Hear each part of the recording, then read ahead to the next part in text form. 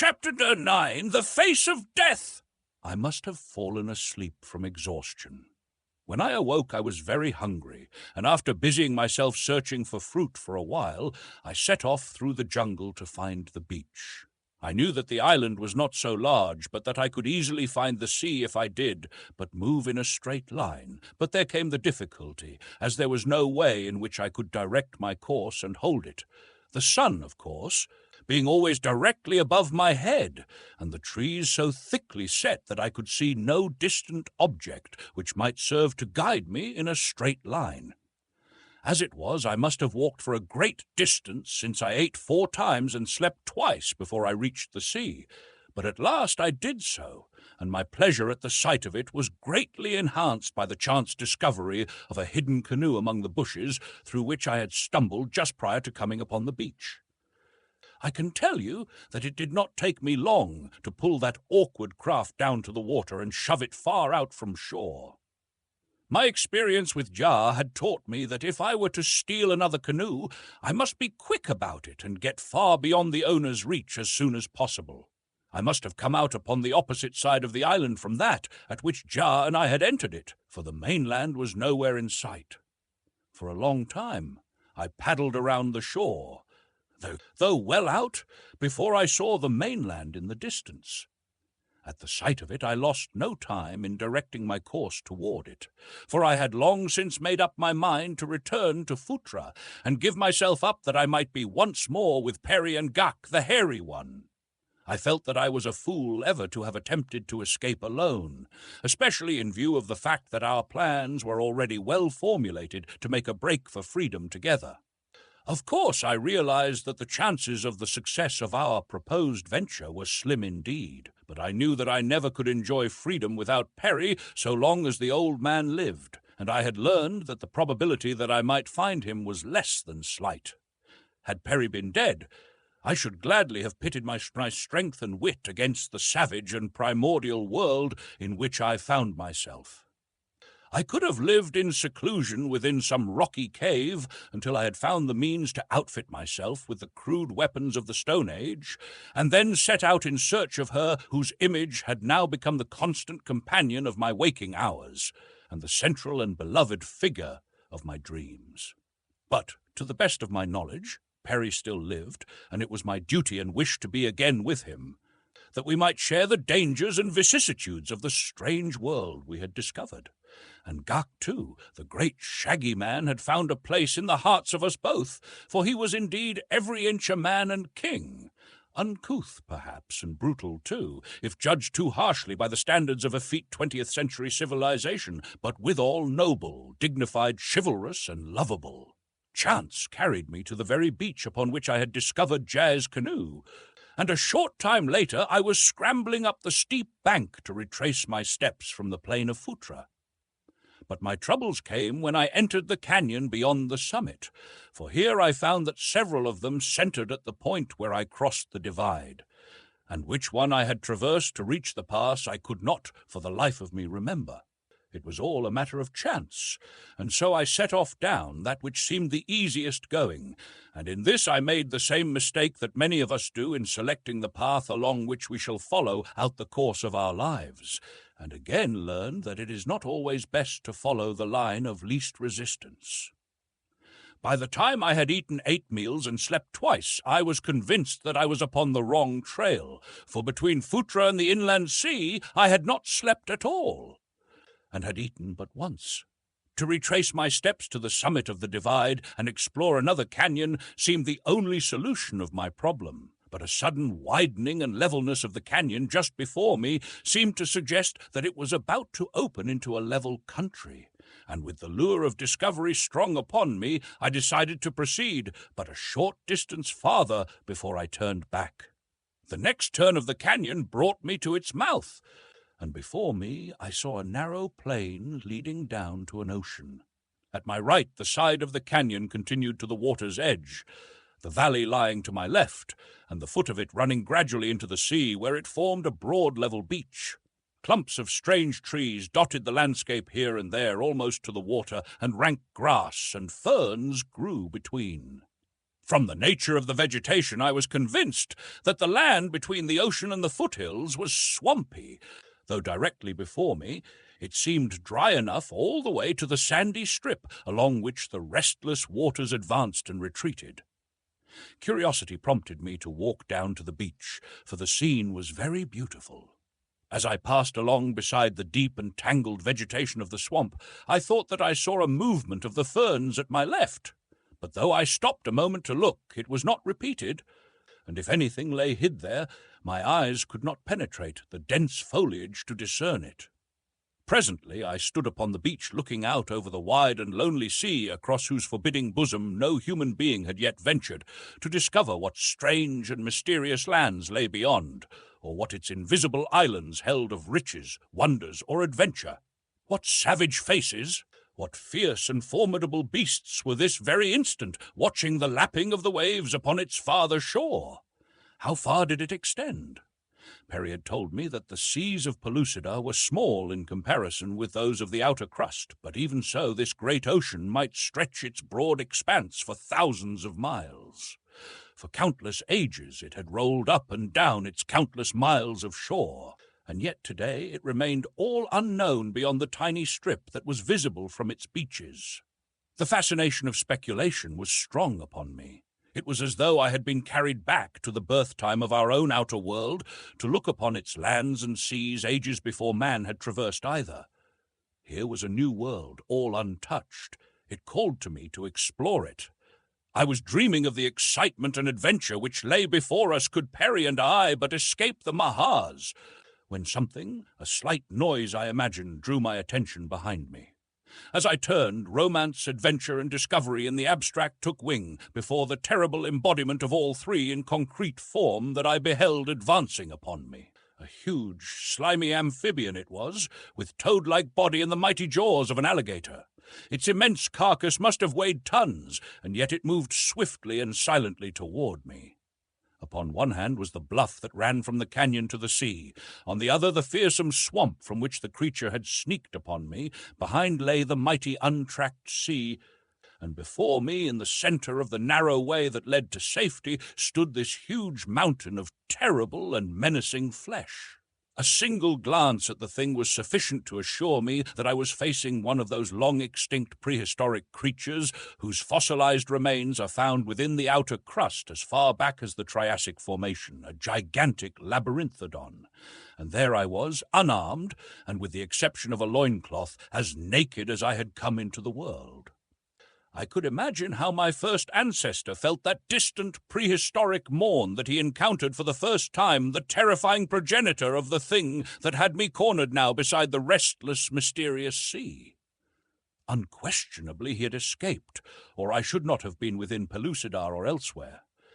And I wished at that moment that he had handed down to me, with the various attributes that I presumed I have inherited from him, the specific application of the instinct of self-preservation which saved him from the fate which loomed so close before me today.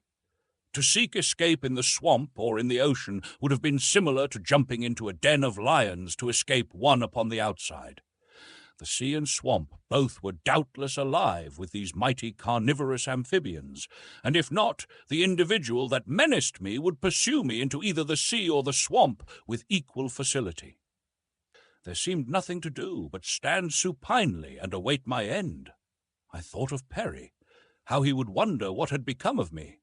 I thought of my friends of the outer world, and of how they all would go on living their lives in total ignorance of the strange and terrible fate that had overtaken me, or unguessing the weird surroundings which had witnessed the last frightful agony of my extinction.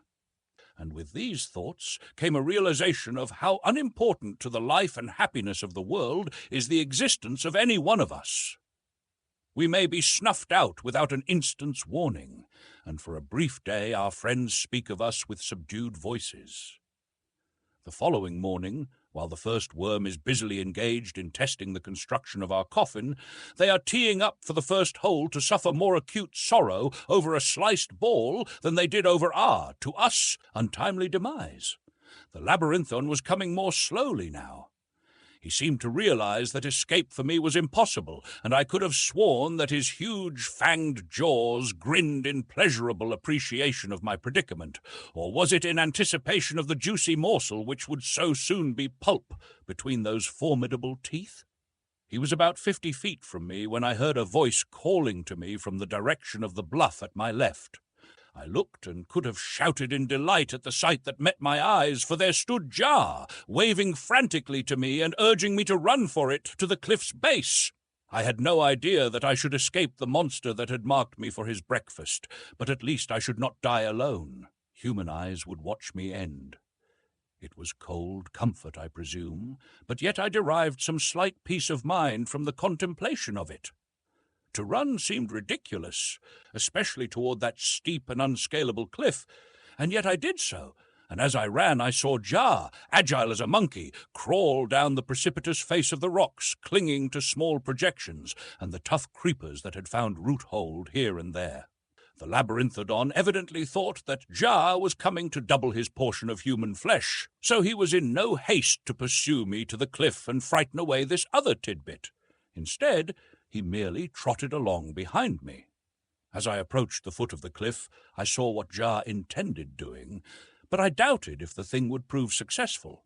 He had come down to within 20 feet of the bottom, and there, clinging with one hand to a small ledge, and with his feet resting precariously upon tiny bushes that grew from the solid face of the rock, he lowered the point of his long spear until it hung some 6 feet above the ground. To clamber up that slim shaft without dragging Jar down and precipitating both to the same doom from which the copper-colored one was attempting to save me seemed utterly impossible, and as I came near the spear I told Jar so, and that I could not risk him to try to save myself. But he insisted that he knew what he was doing and was in no danger himself.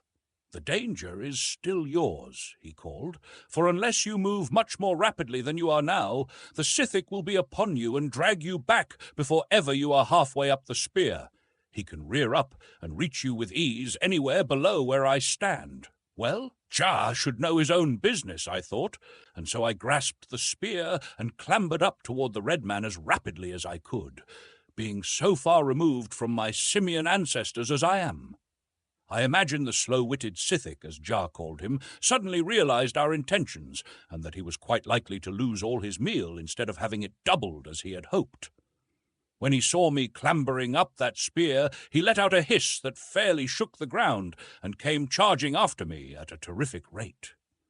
I had reached the top of the spear by this time, or almost. Another 6 inches would give me a hold on Jar's hand, when I felt a sudden wrench from below, and glancing fearfully downward saw the mighty jaws of the monster close on the sharp point of the weapon. I made a frantic effort to reach Jar's hand.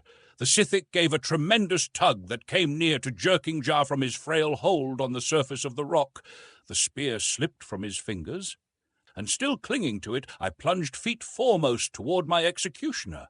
At the instant that he felt the spear come away from Jar's hand, the creature must have opened his huge jaws to catch me, for when I came down, still clinging to the butt end of the weapon, the point yet rested in his mouth, and the result was that the sharpened end transfixed his lower jaw.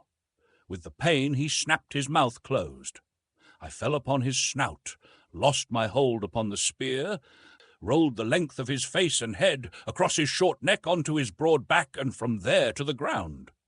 Scarce had I touched the earth than I was upon my feet, dashing madly for the path by which I had entered this horrible valley. A glance over my shoulder showed me the Scythic engaged in pawing at the spear stuck through his lower jaw, and so busily engaged did he remain in this occupation that I had gained the safety of the cliff top before he was ready to take up the pursuit. When he did not discover me in sight within the valley, he dashed, hissing, into the rank vegetation of the swamp, and that was the last I saw of him. Chapter 10, Futra again! I hastened to the cliff edge above Jar, and helped him to a secure footing. He would not listen to any thanks for his attempt to save me, which had come so near miscarrying.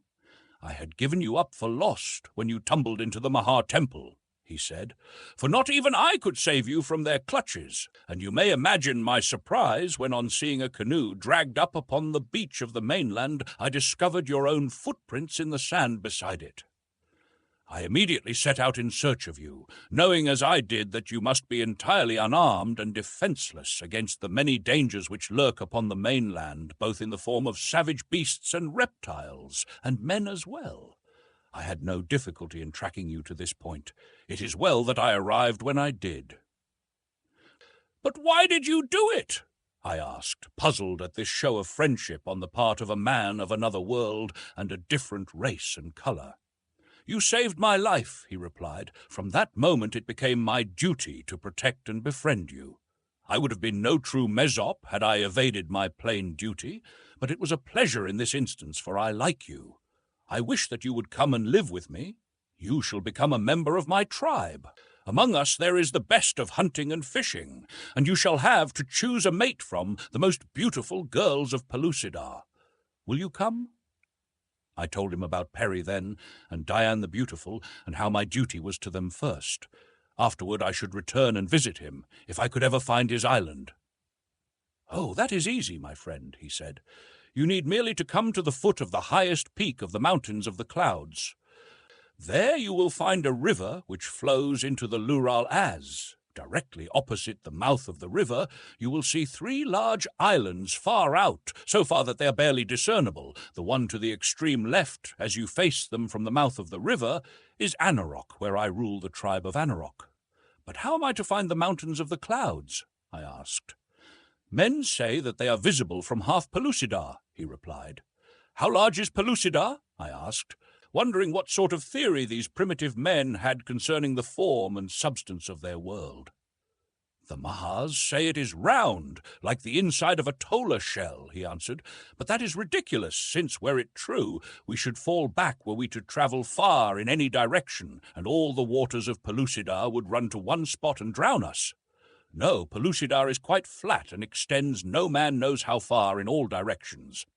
At the edges, so my ancestors have reported and handed down to me, is a great wall that prevents the earth and waters from escaping over into the burning sea whereon Pellucidar floats. But I never have been so far from Anarok as to have seen this wall with my own eyes. However, it is quite reasonable to believe that this is true, whereas there is no reason at all in the foolish belief of the Mahas. According to them, Pellucidarians who live upon the opposite side walk always with their heads pointed downward." And Jar laughed uproariously at the very thought. It was plain to see that the human folk of this inner world had not advanced far in learning, and the thought that the ugly Mahas had so outstripped them was a very pathetic one indeed. I wondered how many ages it would take to lift these people out of their ignorance, even were it given to Perry and me to attempt it.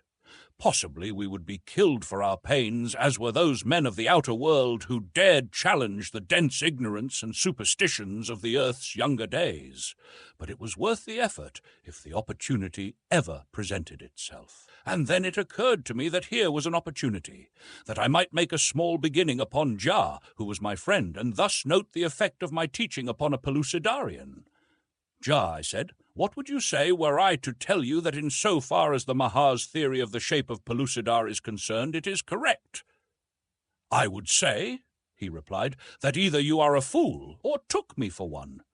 "But, Jar," I insisted, "if their theory is incorrect, how do you account for the fact that I was able to pass through the earth from the outer crust to Pellucidar? If your theory is correct, all is a sea of flame beneath us, wherein no peoples could exist, and yet I come from a great world that is covered with human beings, and beasts, and birds, and fishes in mighty oceans." "You live upon the underside of Pellucidar, and walk always with your head pointed downward?" he scoffed. "And were I to believe that, my friend, I should indeed be mad." I attempted to explain the force of gravity to him, and by the means of the dropped fruit, to illustrate how impossible it would be for a body to fall off the earth under any circumstances. He listened so intently that I thought I had made an impression, and started the train of thought that would lead him to a partial understanding of the truth. But I was mistaken.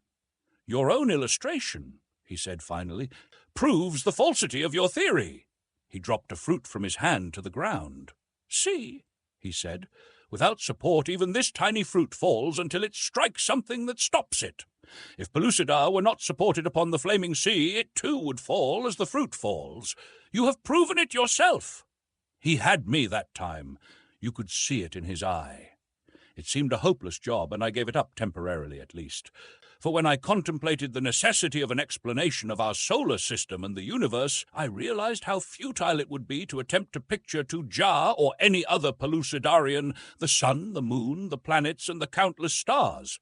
Those born within the inner world could no more conceive of such things than can we of the outer crust reduce to factors appreciable to our finite minds such terms as space and eternity.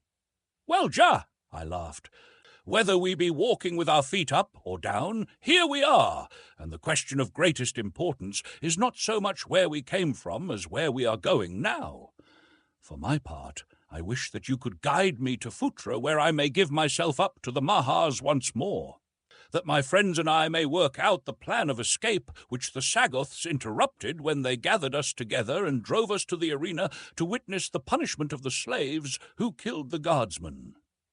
I wish now that I had not left the arena, for by this time my friends and I might have made good our escape, whereas this delay may mean the wrecking of all our plans, which depended for their consummation upon the continued sleep of the 3 Mahars who lay in the pit beneath the building in which we were confined.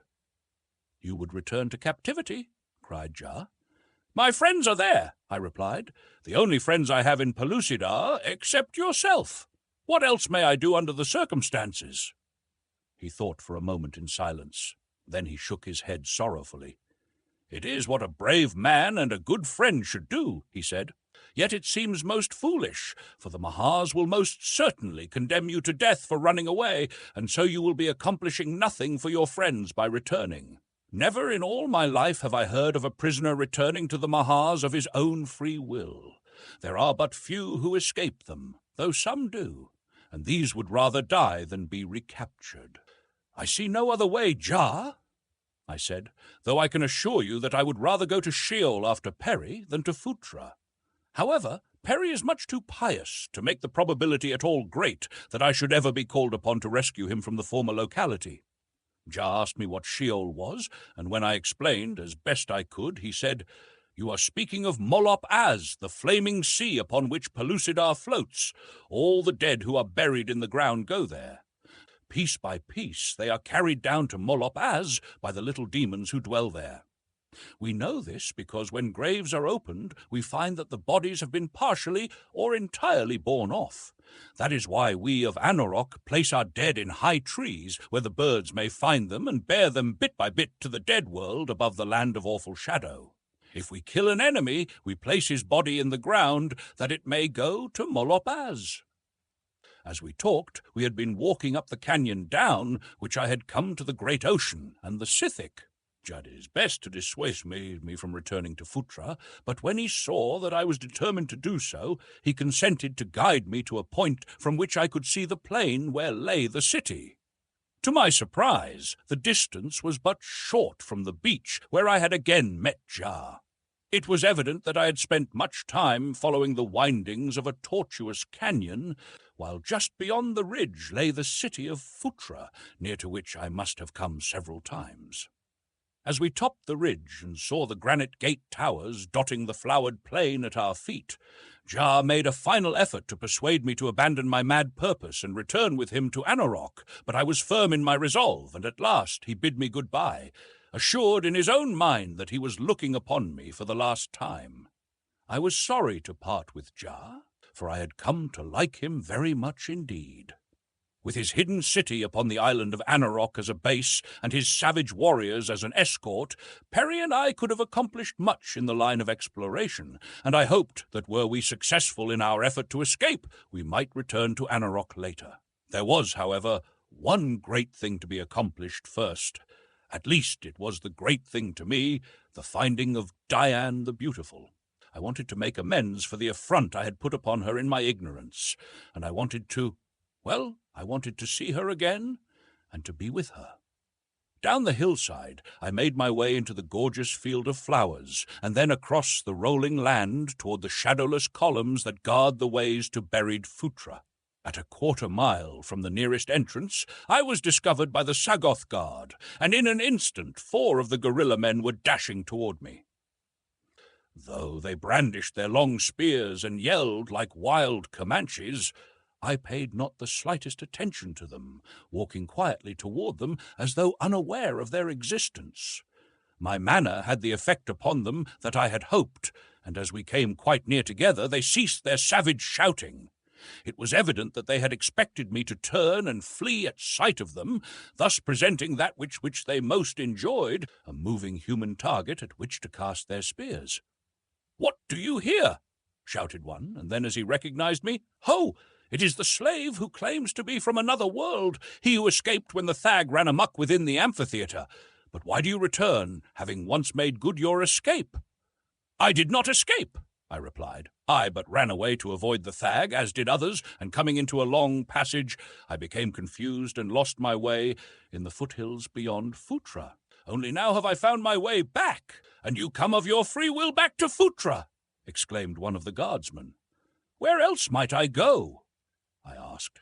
"I am a stranger within Pellucidar, and know no other where than Phutra. Why should I not desire to be in Phutra? Am I not well fed and well treated? Am I not happy? What better lot could man desire?"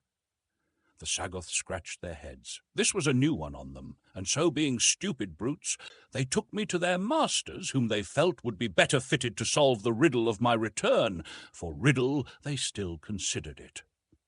I had spoken to the Sagoths as I had for the purpose of throwing them off the scent of my purposed attempt at escape.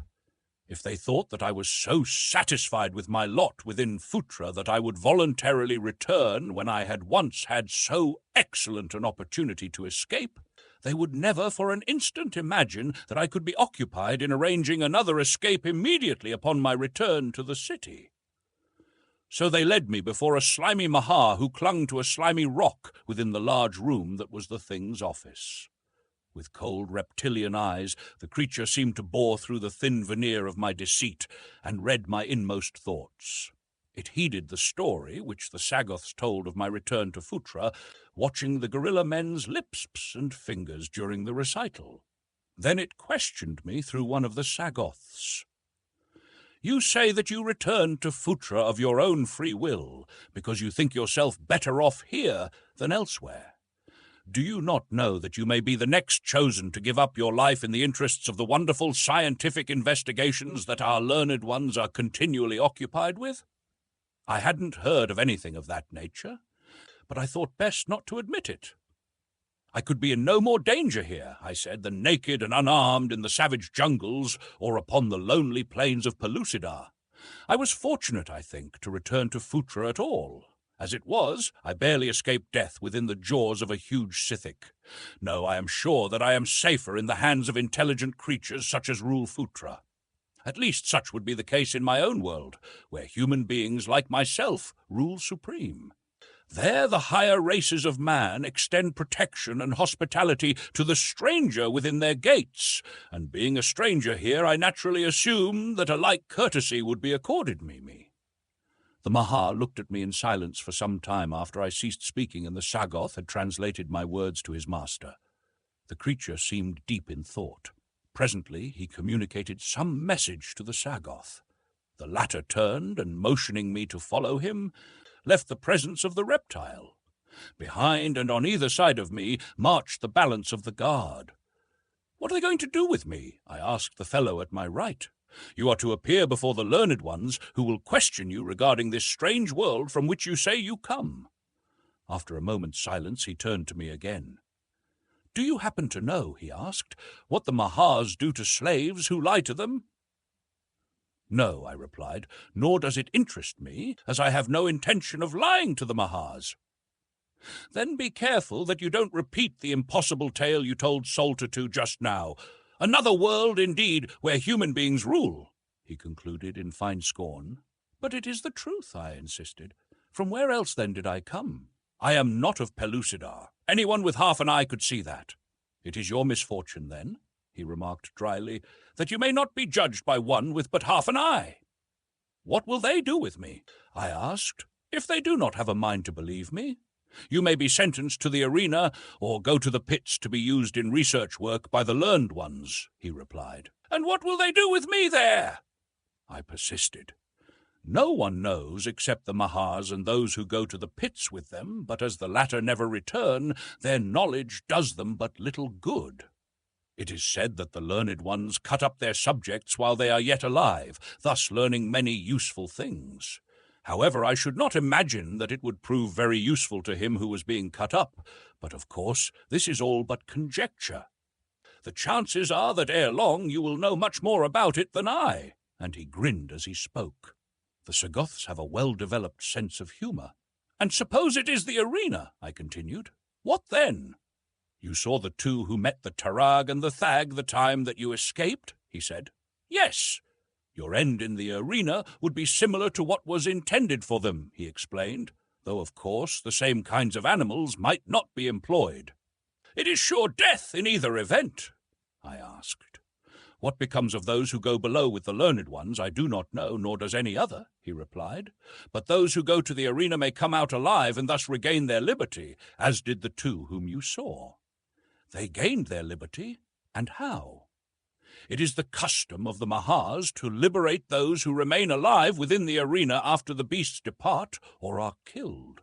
Thus it has happened that several mighty warriors from far distant lands, whom we have captured on our slave raids, have battled the brutes turned in upon them and slain them, thereby winning their freedom.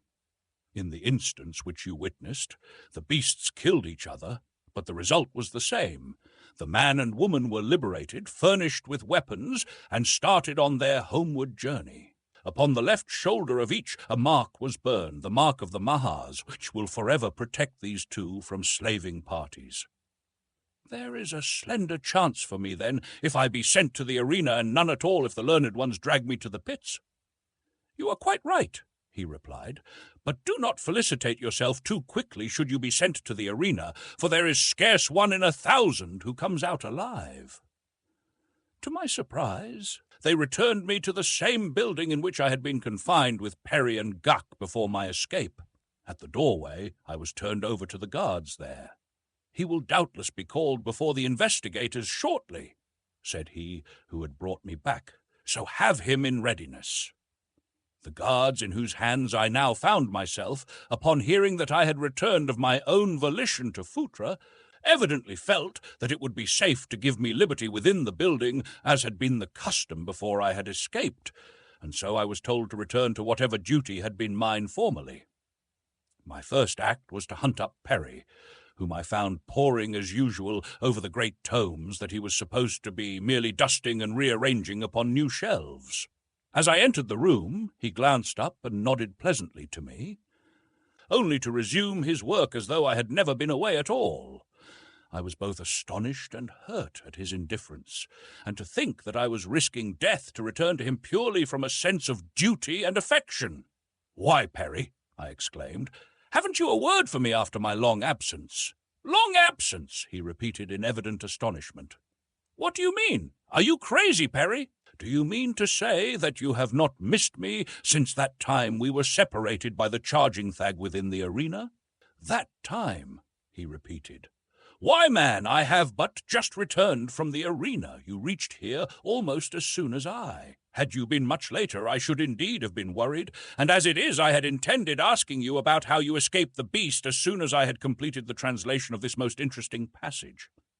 "Perry, you are mad," I exclaimed. "Why, the Lord only knows how long I have been away. I have been to other lands, discovered a new race of humans within Pellucidar, seen the Mahars at their worship in their hidden temple, and barely escaped with my life from them and from a great labyrinthodon that I met afterward, following my long and tedious wanderings across an unknown world. I must have been away for months, Perry, and now you barely look up from your work when I return and insist that we have been separated but a moment. Is that any way to treat a friend? I'm surprised at you, Perry, and if I'd thought for a moment that you cared no more for me than this, I should not have returned to chance death at the hands of the Mahars for your sake." The old man looked at me for a long time before he spoke. There was a puzzled expression upon his wrinkled face, and a look of hurt sorrow in his eyes. "David, my boy," he said, "how could you for a moment doubt my love for you? There is something strange here that I cannot understand. I know that I am not mad, and I am equally sure that you are not. But how in the world are we to account for the strange hallucinations that each of us seems to harbor relative to the passage of time since last we saw each other? You are positive that months have gone by, while to me it seems equally certain that not more than an hour ago I sat beside you in the amphitheatre. Can it be that both of us are right, and at the same time both are wrong? First tell me what time is, and then maybe I can solve our problem. Do you catch my meaning?" I didn't, and said so. "Yes," continued the old man, "we are both right. To me, bent over my book here, there has been no lapse of time. I have done little or nothing to waste my energies, and so have required neither food nor sleep. But you, on the contrary, have walked and fought and wasted strength and tissue, which must needs be rebuilt by nutriment and food.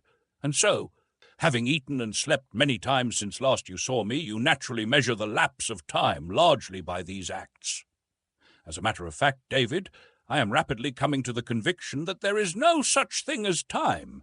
Surely there can be no time here within Pellucidar, where there are no means for measuring or recording time. Why, the Mahars themselves take no account of such a thing as time. I find here in all their literary works but a single tense, the present.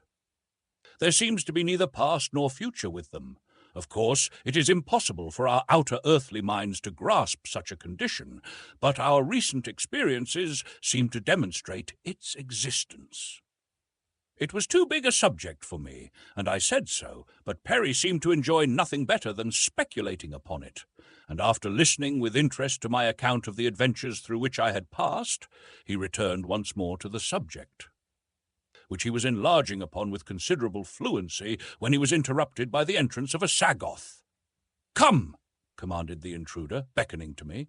"The investigators would speak with you. Goodbye, Perry," I said, clasping the old man's hand. There may be nothing but the present, and no such thing as time, but I feel that I am about to take a trip into the hereafter from which I shall never return. If you and Gak should manage to escape, I want you to promise me that you will find Dian the Beautiful and tell her that with my last words I asked her forgiveness for the unintentional affront I put upon her, and that my one wish was to be spared long enough to right the wrong that I had done her." Tears came to Perry's eyes. "I cannot believe but that you will return, David," he said. "It would be awful to think of living out the balance of my life without you among these hateful and repulsive creatures. If you are taken away, I shall never escape, for I feel that I am as well off here as I should be anywhere within this buried world. Goodbye, my boy, goodbye." And then his old voice faltered and broke, and as he hid his face in his hands, the Sagoth guardsman grasped me roughly by the shoulder and hustled me from the chamber. Chapter 11. 4 Dead A moment later, I was standing before a dozen Mahars, the social investigators of Futra. They asked me many questions through a Sagoth interpreter. I answered them all truthfully. They seemed particularly interested in my account of the outer earth and the strange vehicle which had brought Perry and me to Pellucidar. I thought that I had convinced them, and after they had sat in silence for a long time following my examination, I expected to be ordered returned to my quarters. During this apparent silence, they were debating through the medium of strange, unspoken language the merits of my tale. At last, the head of the tribunal communicated the result of their conference to the officer in charge of the Sagoth Guard. "Come," he said to me, "you are sentenced to the experimental pits for having dared to insult the intelligence of the mighty ones with the ridiculous tale you have had the temerity to unfold to them." "Do you mean that they do not believe me?" I asked, totally astonished. "Believe you?" he laughed. "Do you mean to say that you expected anyone to believe so impossible a lie?"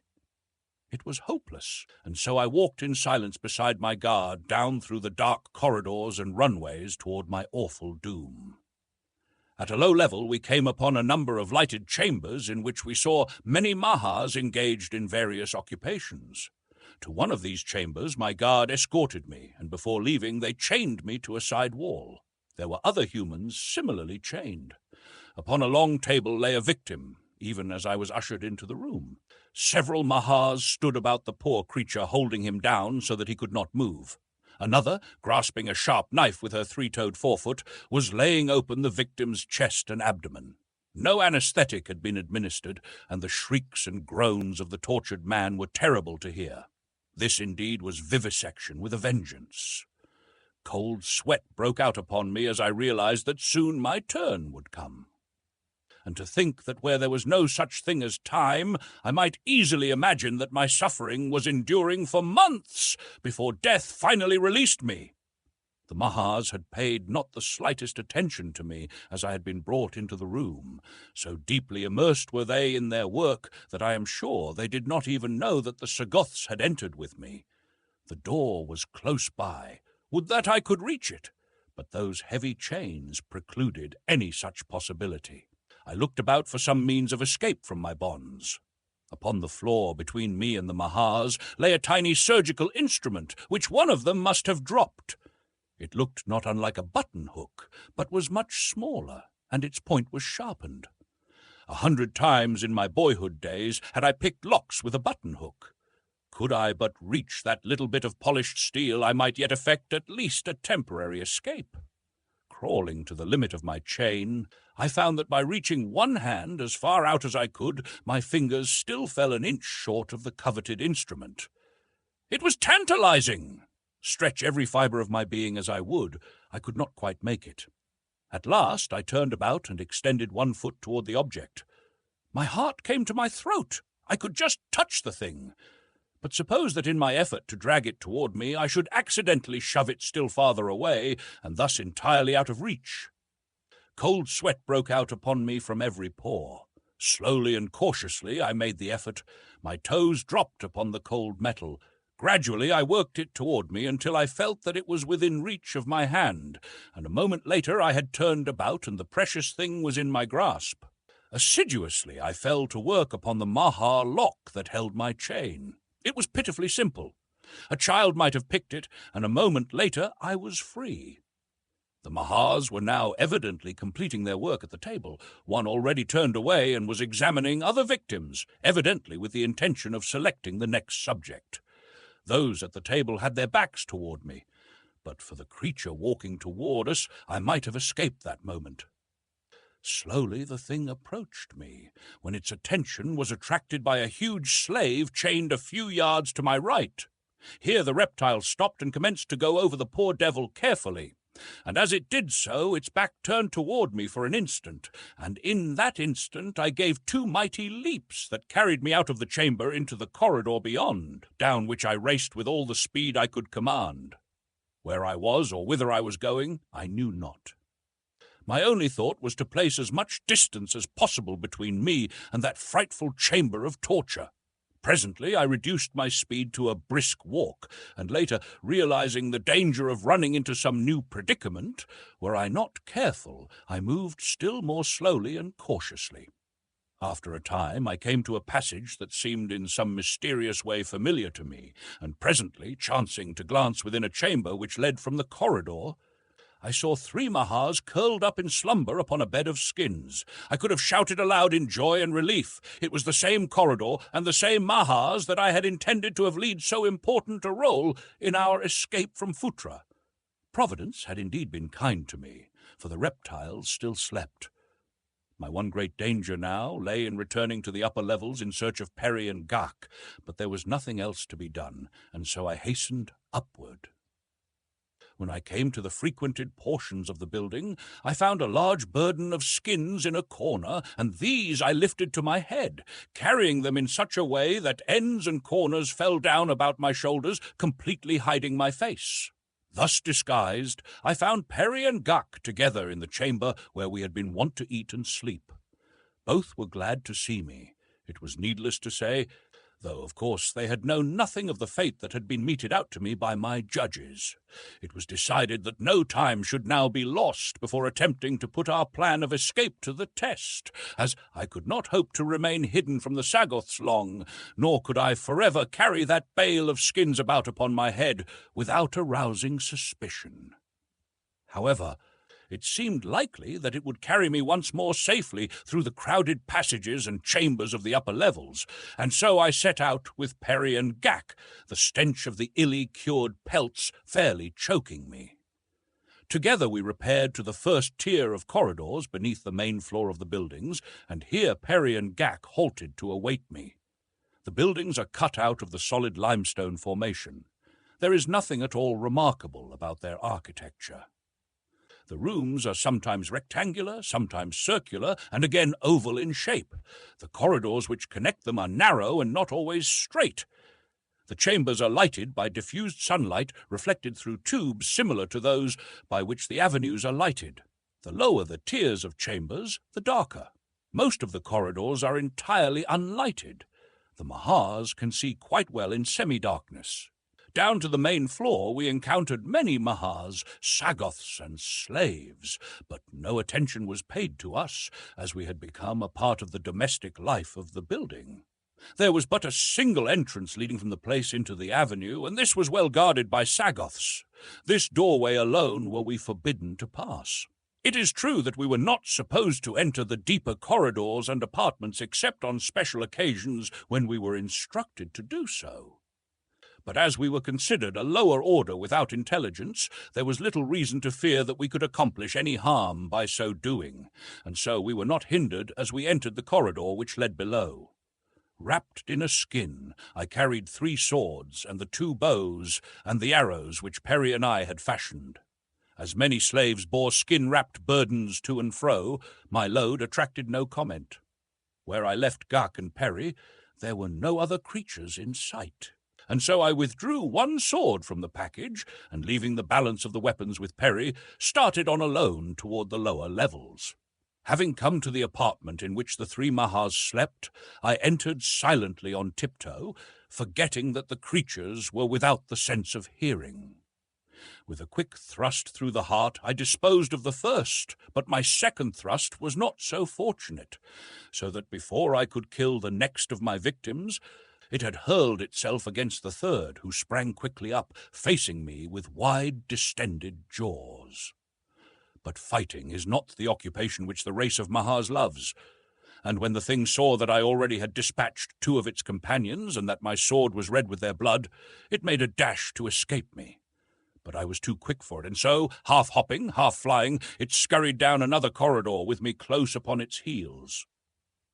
Its escape meant the utter ruin of our plan, and in all probability my instant death. This thought lent wings to my feet, but even at my best I could do no more than hold my own with the leaping thing before me. Of a sudden it turned into an apartment on the right of the corridor, and an instant later, as I rushed in, I found myself facing 2 of the Mahars. The one who had been there when we entered had been occupied with a number of metal vessels, into which had been put powders and liquids, as I judged from the array of flasks standing about upon the bench where it had been working. In an instant I realized what I had stumbled upon. It was the very room for the finding of which Perry had given me minute directions. It was the buried chamber in which was hidden the great secret of the race of Mahars. And on the bench beside the flasks lay the skin-bound book, which held the only copy of the thing I was to have sought, after dispatching the 3 Mahars in their sleep. There was no exit from the room, other than the doorway, in which I now stood facing the 2 frightful reptiles. Cornered, I knew that they would fight like demons, and they were well equipped to fight if fight they must. Together they launched themselves upon me, and though I ran one of them through the heart on the instant, the other fastened its gleaming fangs about my sword arm above the elbow, and then with her sharp talons commenced to rake me about the body, evidently intent upon disemboweling me. I saw that it was useless to hope that I might release my arm from that powerful vice-like grip which seemed to be severing my arm from my body. The pain I suffered was intense, but it only served to spur me to greater efforts to overcome my antagonist. Back and forth across the floor we struggled, the maha dealing me terrific, cutting blows with her 4 feet, while I attempted to protect my body with my left hand, at the same time watching for an opportunity to transfer my blade from my now useless sword hand to its rapidly weakening mate. At last I was successful, and with what seemed to me my last ounce of strength, I ran the blade through the ugly body of my foe. Soundless as it had fought, it died, and though weak from pain and loss of blood, it was with an emotion of triumphant pride that I stepped across its convulsively stiffening corpse to snatch up the most potent secret of a world. A single glance assured me it was the very thing that Perry had described to me, and as I grasped it, did I think of what it meant to the human race of Pellucidar? Did there flash through my mind the thought that countless generations of my own kind, yet unborn, would have reason to worship me for the thing that I had accomplished for them? I did not. I thought of a beautiful oval face gazing out of limpid eyes through a waving mass of jet-black hair. I thought of red, red lips, God-made for kissing. And of a sudden, apropos of nothing, standing there alone in the secret chamber of the Mahars of Pellucidar, I realized that I loved Diane the Beautiful. Chapter 12, Pursuit. For an instant I stood there thinking of her, and then, with a sigh, I tucked the book in the thong that supported my loincloth and turned to leave the apartment. At the bottom of the corridor, which leads aloft from the lower chambers, I whistled in accordance with the prearranged signal which was to announce to Perry and Gak that I had been successful. A moment later they stood beside me, and to my surprise, I saw that Hooja the Sly One accompanied them. "He joined us," explained Perry, "and would not be denied. The fellow is a fox. He scents escape, and rather than be thwarted of our chance now, I told him that I would bring him to you and let you decide whether he might accompany us." I had no love for Hooja, and no confidence in him. I was sure that if he thought it would profit him, he would betray us. But I saw no way out of it now, and the fact that I had killed 4 Mahars instead of only the 3 I had expected to made it possible to include the fellow in our scheme of escape. "Very well," I said. "You may come with us, Hooja, but at the first intimation of treachery, I shall run my sword through you. Do you understand?" He said that he did. Some time later we had removed the skins from the 4 Mahars, and so succeeded in crawling inside of them ourselves that there seemed an excellent chance for us to pass unnoticed from Phutra. It was not an easy thing to fasten the hides together, where we had split them along the belly to remove them from their carcasses, but by remaining out until the others had all been sewed in with my help, and then leaving an aperture in the breast of Perry's skin, through which he could pass his hands to sew me up, we were enabled to accomplish our design to really much better purpose than I had hoped. We managed to keep the heads erect by passing our swords up through the necks, and by the same means were enabled to move them about in a lifelike manner. We had our greatest difficulty with the webbed feet, but even that problem was finally solved, so that when we moved about we did so quite naturally. Tiny holes punctured in the baggy throats into which our heads were thrust permitted us to see well enough to guide our progress. Thus we started up toward the main floor of the building. Gak headed the strange procession, then came Perry, followed by Hooja, while I brought up the rear, after admonishing Hooja that I had so arranged my sword that I could thrust it through the head of my disguise into his vitals, were he to show any indication of faltering. As the noise of hurrying feet warned me that we were entering the busy corridors of the main level, my heart came up into my mouth. It is with no sense of shame that I was frightened. Never before in my life, nor since, did I experience any such agony of soul-searing fear and suspense as enveloped me. If it be possible to sweat blood, I sweat it then, slowly, after the manner of locomotion habitual to the Mahars when they are not using their wings. We crept through throngs of busy slaves, Sagoths and Mahars. After what seemed an eternity, we reached the outer door which leads into the main avenue of Phutra. Many Sagoths loitered near the opening. They glanced at Gak as he padded between them. Then Perry passed, and then Hooja. Now it was my turn. and then in a sudden fit of freezing terror I realized that the warm blood from my wounded arm was trickling down through the dead foot of the mahar skin I wore and leaving its telltale mark upon the pavement. For I saw a Sagoth call a companion's attention to it. The guard stepped before me and, pointing to my bleeding foot, spoke to me in the sign language which these two races employ as a means of communication. Even had I known what he was saying, I could not have replied with the dead thing that covered me. I once had seen a great mahar freeze a presumptuous Sagoth with a look. It seemed my only hope, and so I tried it. Stopping in my tracks, I moved my sword so that it made the dead head appear to turn inquiring eyes upon the gorilla man. For a long moment I stood perfectly still, eyeing the fellow with those dead eyes. Then I lowered the head and started slowly on. For a moment all hung in the balance, but before I touched him, the guard stepped to one side, and I passed on out into the avenue. On we went up the broad street, but now we were safe for the very numbers of our enemies that surrounded us on all sides. Fortunately, there was a great concourse of mahars repairing to the shallow lake, which lies a mile or more from the city. They go there to indulge their amphibian proclivities in diving for small fish and enjoying the cool depths of the water. It is a fresh-water lake, shallow, and free from the larger reptiles which make the use of the great seas of Pellucidar impossible for any but their own kind. In the thick of the crowd we passed up the steps and out onto the plain. For some distance, Guk remained with the stream that was travelling toward the lake, but finally, at the bottom of a little gully, he halted, and there we remained until all had passed, and we were alone. Then, still in our disguises, we set off directly away from Phutra. The heat of the vertical rays of the sun was fast making our horrible prisons unbearable, so that after passing a low divide and entering a sheltering forest, we finally discarded the mahar skins that had brought us thus far in safety. I shall not weary you with the details of that bitter and galling flight.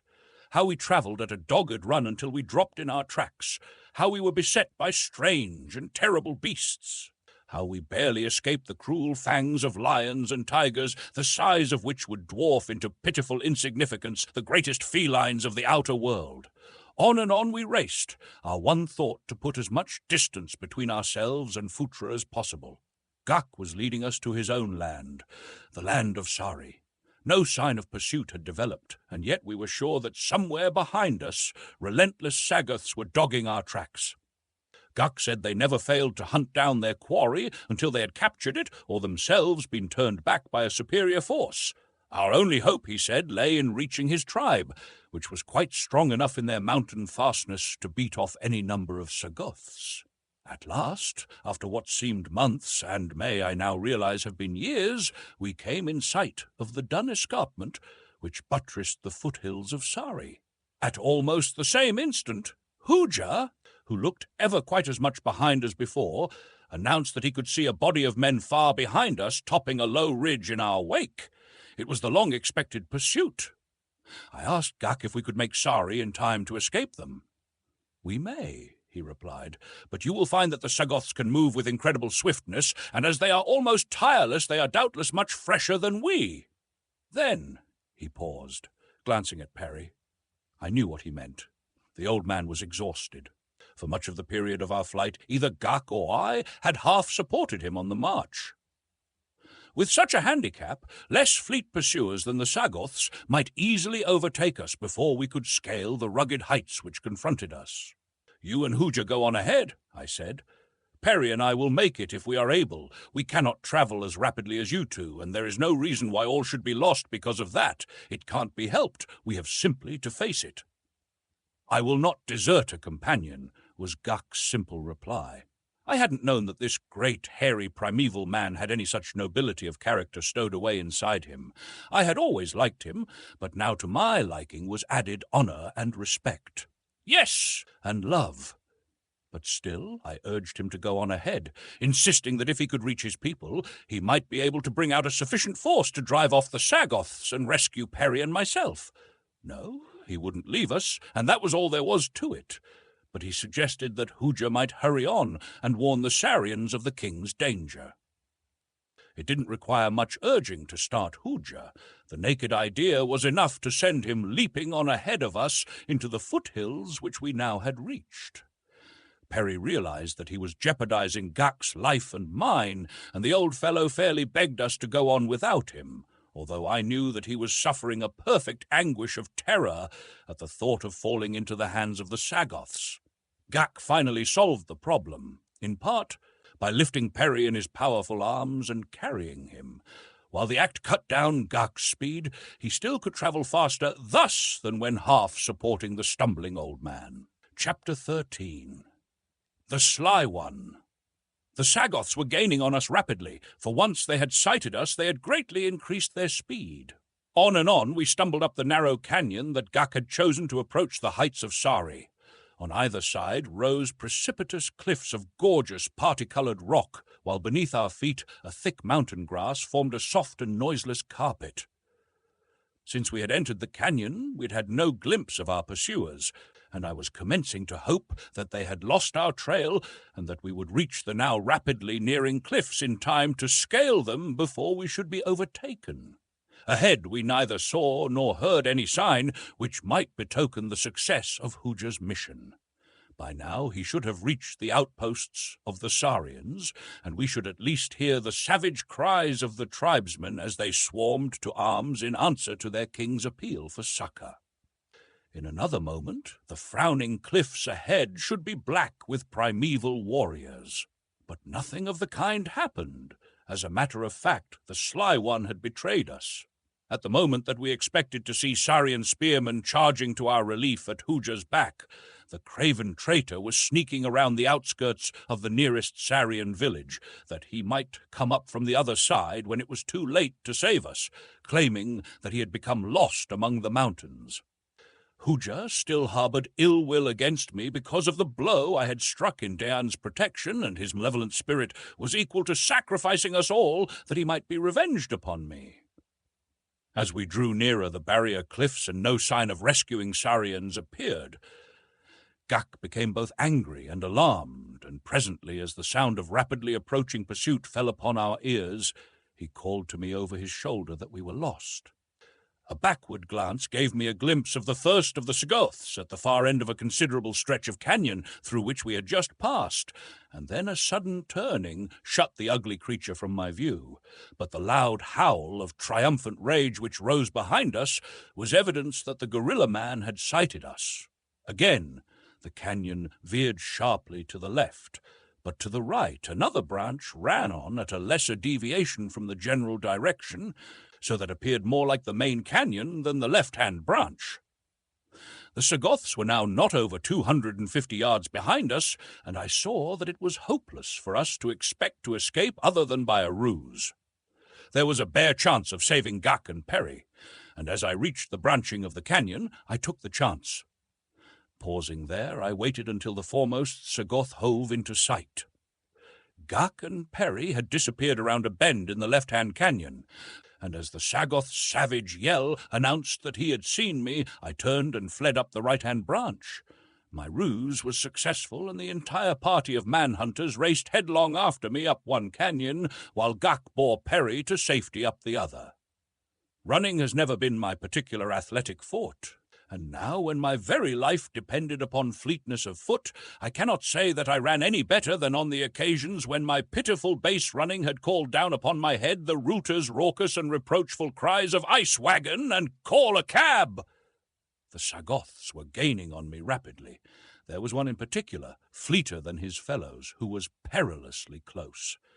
The canyon had become a rocky slit, rising roughly at a steep angle toward what seemed a pass between two abutting peaks. What lay beyond I could not even guess, possibly a sheer drop of hundreds of feet into the corresponding valley upon the other side. Could it be that I had plunged into a cul-de-sac? Realizing that I could not hope to outdistance the Sagoths to the top of the canyon, I had determined to risk all in an attempt to check them temporarily, and to this end had unslung my rudely made bow and plucked an arrow from the skin quiver which hung behind my shoulder. As I fitted the shaft with my right hand, I stopped and wheeled toward the gorilla man.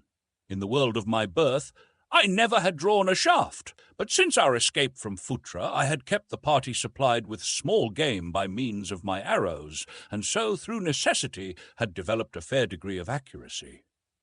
During our flight from Phutra, I had restrung my bow with a piece of heavy gut, taken from a huge tiger, which Gak and I had worried and finally dispatched with arrows, spear, and sword.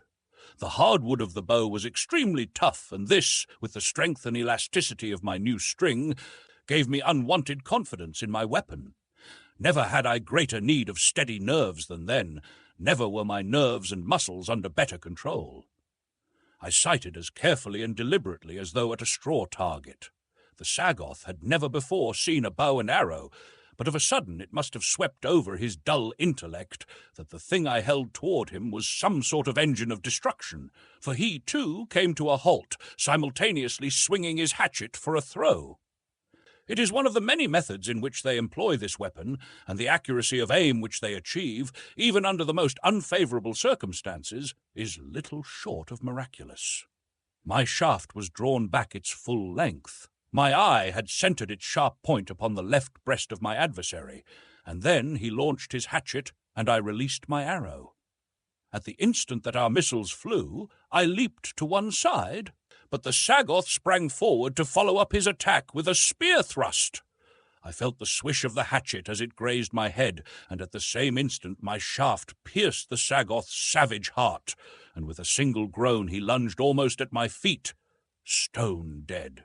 Close behind him were two more, 50 yards perhaps, but the distance gave me time to snatch up the dead guardsman's shield, for the close call his hatchet had just given me had borne in upon me the urgent need I had for one. Those which I had purloined at Phutra we had not been able to bring along because their size precluded our concealing them within the skins of the Mahars, which had brought us safely from the city. With the shield slipped well up on my left arm, I let fly with another arrow, which brought down a second Sagoth, and then as his fellow's hatchet sped toward me, I caught it upon the shield and fitted another shaft for him, but he did not wait to receive it. Instead, he turned and retreated toward the main body of guerrilla men. Evidently, he had seen enough of me for the moment. Once more I took up my flight, nor were the Sagoths apparently over-anxious to press their pursuit so closely as before. Unmolested, I reached the top of the canyon, where I found a sheer drop of 200 or 300 feet to the bottom of a rocky chasm. But on the left, a narrow ledge rounded the shoulder of the overhanging cliff. Along this I advanced, and at a sudden turning, a few yards beyond the canyon's end, the path widened, and at my left I saw the opening to a large cave.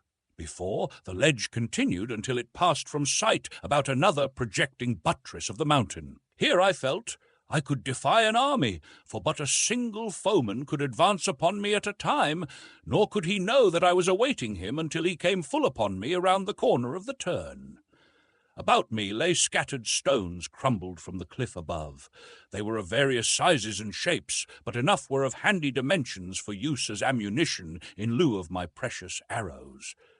Gathering a number of stones into a little pile beside the mouth of the cave, I waited the advance of the Sagoths.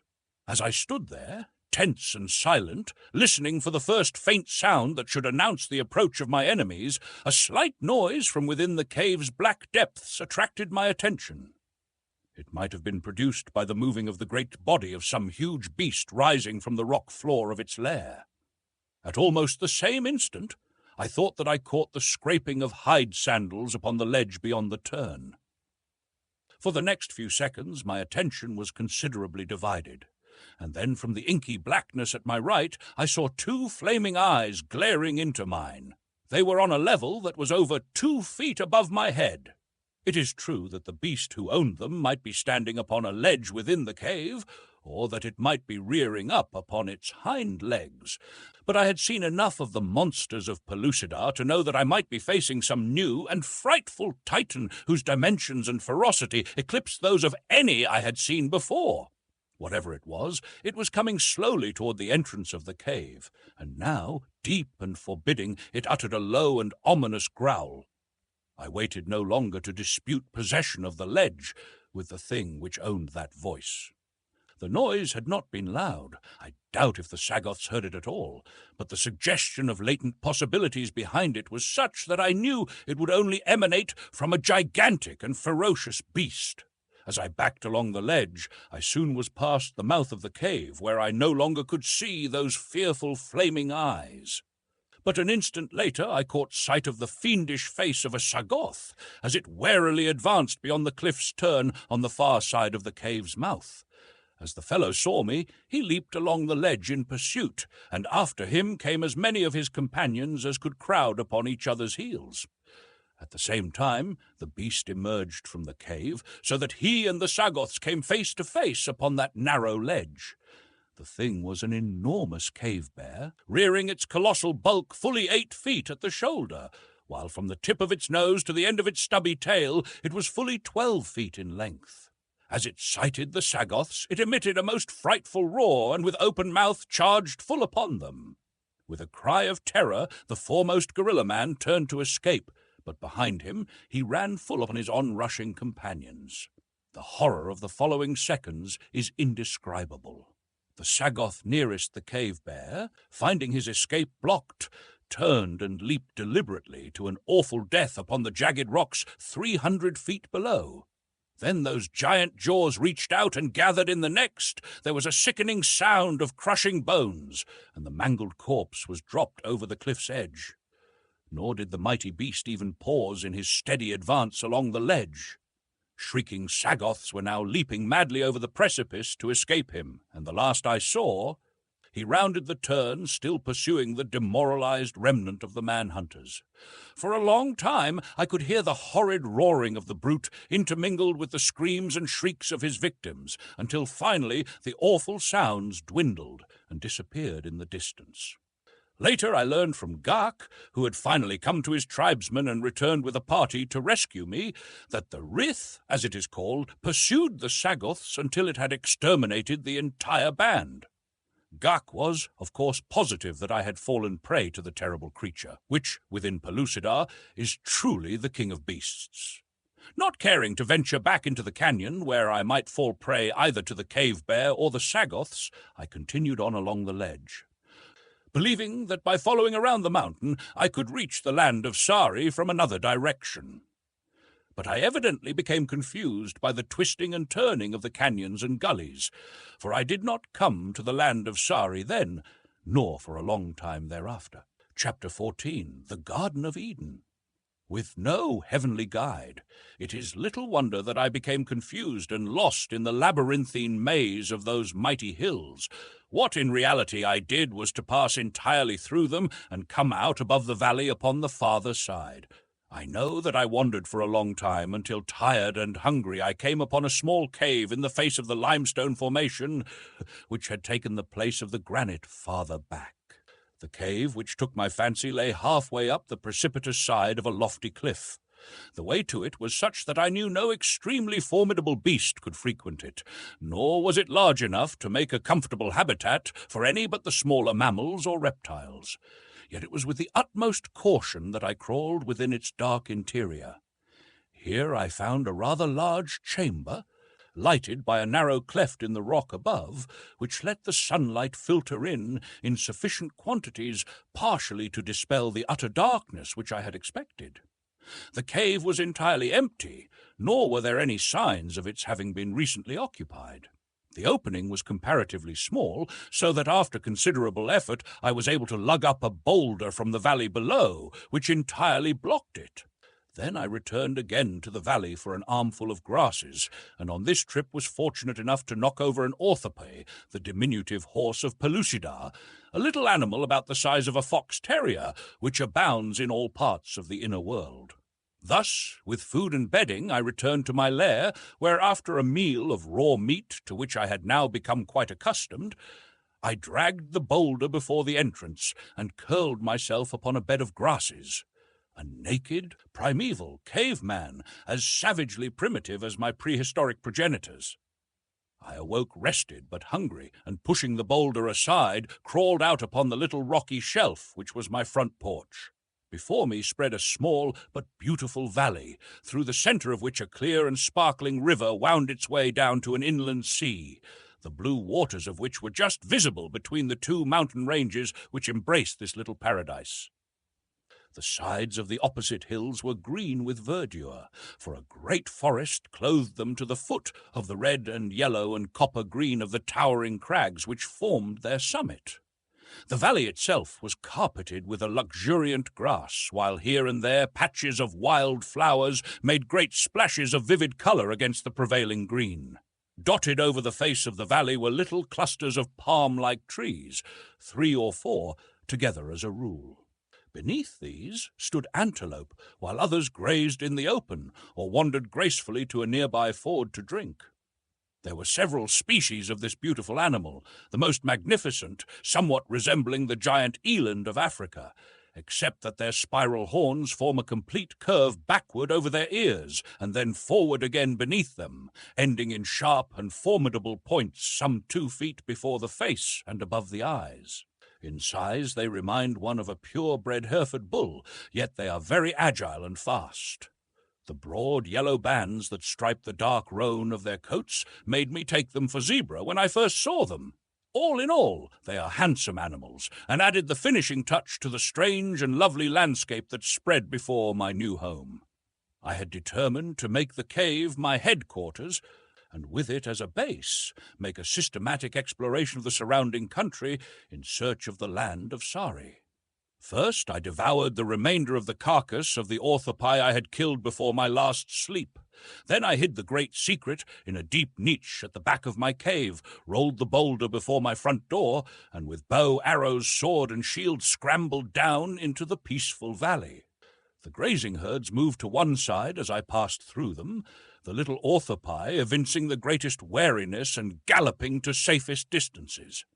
All the animals stopped feeding as I approached, and after moving to what they considered a safe distance, stood contemplating me with serious eyes and up-cocked ears. Once one of the old bull antelopes of the striped species lowered his head and bellowed angrily, even taking a few steps in my direction, so that I thought he meant to charge. But after I had passed, he resumed feeding as though nothing had disturbed him. Near the lower end of the valley I passed a number of tapirs, and across the river saw a great sadok, the enormous double-horned progenitor of the modern rhinoceros. At the valley's end, the cliffs upon the left ran out into the sea, so that to pass around them as I desired to do, it was necessary to scale them in search of a ledge along which I might continue my journey. Some 50 feet from the base, I came upon a projection which formed a natural path along the face of the cliff, and this I followed out over the sea toward the cliff's end. Here the ledge inclined rapidly upward toward the top of the cliffs, the stratum which formed it evidently having been forced up at this steep angle when the mountains behind it were born. As I climbed carefully up the ascent, my attention suddenly was attracted aloft by the sound of strange hissing and what resembled the flapping of wings, and at the first glance there broke upon my horrified vision the most frightful thing I had seen even within Pellucidar. It was a giant dragon, such as is pictured in the legends and fairy tales of earth folk. Its huge body must have measured 40 feet in length, while the bat-like wings that supported it in mid-air had a spread of fully 30. Its gaping jaws were armed with long, sharp teeth, and its claw equipped with horrible talons. The hissing noise, which had first attracted my attention, was issuing from its throat, and seemed to be directed at something beyond and below me, which I could not see. The ledge upon which I stood terminated abruptly a few paces farther on, and as I reached the end, I saw the cause of the reptile's agitation. Some time in past ages an earthquake had produced a fault at this point, so that beyond the spot where I stood, the strata had slipped down a matter of 20 feet. The result was that the continuation of my ledge lay 20 feet below me, where it ended as abruptly as did the end upon which I stood. And here, evidently halted in flight by this insurmountable break in the ledge, stood the object of the creature's attack, a girl cowering upon narrow platform, her face buried in her arms, as though to shut out the sight of the frightful death which hovered just above her. The dragon was circling lower, and seemed about to dart in upon its prey. There was no time to be lost, scarce an instant in which to weigh the possible chances that I had against the awfully armed creature. But the sight of that frightened girl below me called out to all that was best in me, and the instinct for protection of the other sex, which nearly must have equalled the instinct of self-preservation in primeval man, drew me to the girl's side like an irresistible magnet. Almost thoughtless of the consequences, I leaped from the end of the ledge upon which I stood for the tiny shelf 20 feet below. At the same instant, the dragon darted in toward the girl, but my sudden advent upon the scene must have startled him, for he veered to one side and then rose above us once more. The noise I made as I landed beside her convinced the girl that the end had come, for she thought I was the dragon. But finally, when no cruel fangs closed upon her, she raised her eyes in astonishment. As they fell upon me, the expression that came into them would be difficult to describe, but her feelings could scarcely have been one whit more complicated than my own, for the wide eyes that looked into mine were those of Dian the Beautiful. "Dian!" I cried. "Dian! Thank God that I came in time." "You?" she whispered, and then she hid her face again, nor could I tell whether she were glad or angry that I had come. Once more the dragon was sweeping toward us, and so rapidly that I had no time to unsling my bow. All that I could do was to snatch up a rock and hurl it at the thing's hideous face. Again my aim was true, and with a hiss of pain and rage the reptile wheeled once more and soared away. Quickly I fitted an arrow now that I might be ready at the next attack, and as I did so I looked down at the girl, so that I surprised her in a surreptitious glance which she was stealing at me. But immediately she again covered her face with her hands. "Look at me, Dian," I pleaded. "Are you not glad to see me?" She looked straight into my eyes.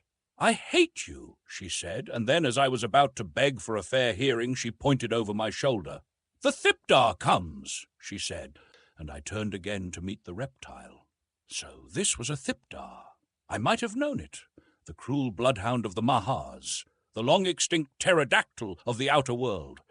But this time I met it with a weapon it never had faced before. I had selected my longest arrow, and with all my strength had bent the bow until the very tip of the shaft rested upon the thumb of my left hand. And then, as the great creature darted toward us, I let drive straight for that tough breast.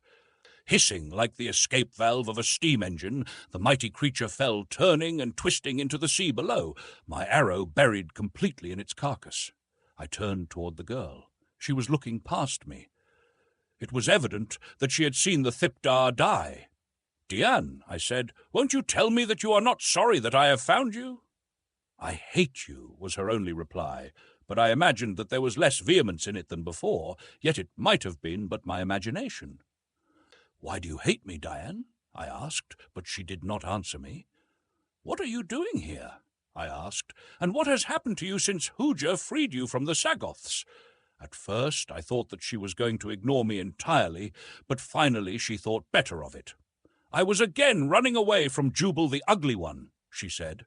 "After I escaped from the Sagoths, I made my way alone back to my own land. But on account of Jubal, I did not dare enter the villages or let any of my friends know that I had returned for fear that Jubal might find out. By watching for a long time, I found that my brother had not yet returned, and so I continued to live in a cave beside a valley which my race seldom frequents, awaiting the time that he should come back and free me from Jubal. But at last one of Jubal's hunters saw me as I was creeping toward my father's cave to see if my brother had yet returned, and he gave the alarm, and Jubal set out after me.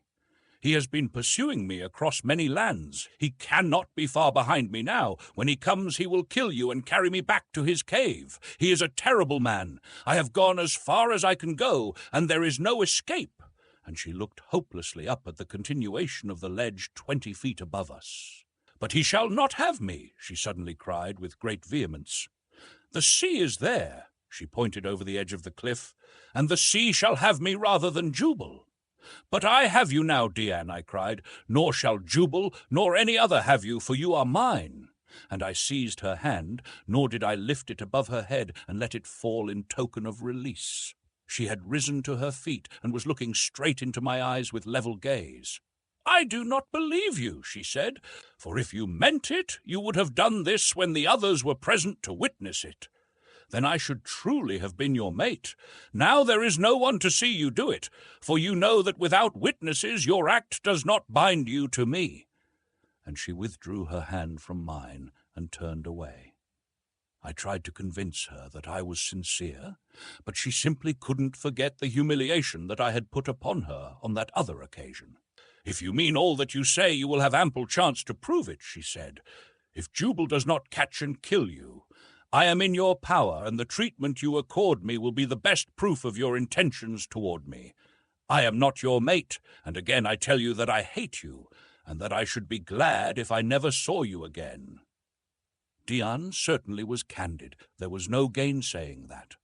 In fact, I found candor and directness to be quite a marked characteristic of the cave men of Pellucidar. Finally, I suggested that we make some attempt to gain my cave, where we might escape the searching Jubal, for I am free to admit that I had no considerable desire to meet the formidable and ferocious creature, of whose mighty prowess Dian had told me when I first met her. He it was who, armed with a puny knife, had met and killed a cave bear in a hand-to-hand struggle. It was Jubal who could cast his spear entirely through the armored carcass of the Sadok at 50 paces. It was he who had crushed the skull of a charging Dirith with a single blow of his war club. No, I was not pining to meet the ugly one, and it was quite certain that I should not go out and hunt for him. But the matter was taken out of my hands very quickly, as is often the way, and I did meet Jubal, the ugly one, face to face. This is how it happened. I had led Dian back along the ledge the way she had come, searching for a path that would lead us to the top of the cliff, for I knew that we could then cross over to the edge of my own little valley, where I felt certain we should find a means of ingress from the cliff top. As we proceeded along the ledge, I gave Dian minute directions for finding my cave against the chance of something happening to me. I knew that she would be quite safely hidden away from pursuit once she gained the shelter of my lair, and the valley would afford her ample means of sustenance. Also, I was very much piqued by her treatment of me. My heart was sad and heavy, and I wanted to make her feel badly by suggesting that something terrible might happen to me, that I might in fact be killed.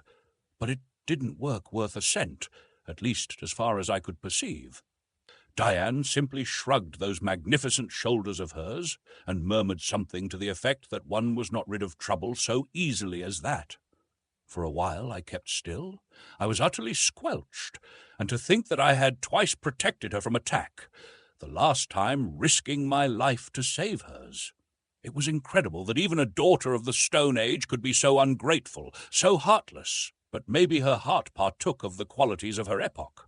Presently we found a rift in the cliff, which had been widened and extended by the action of the water draining through it from the plateau above.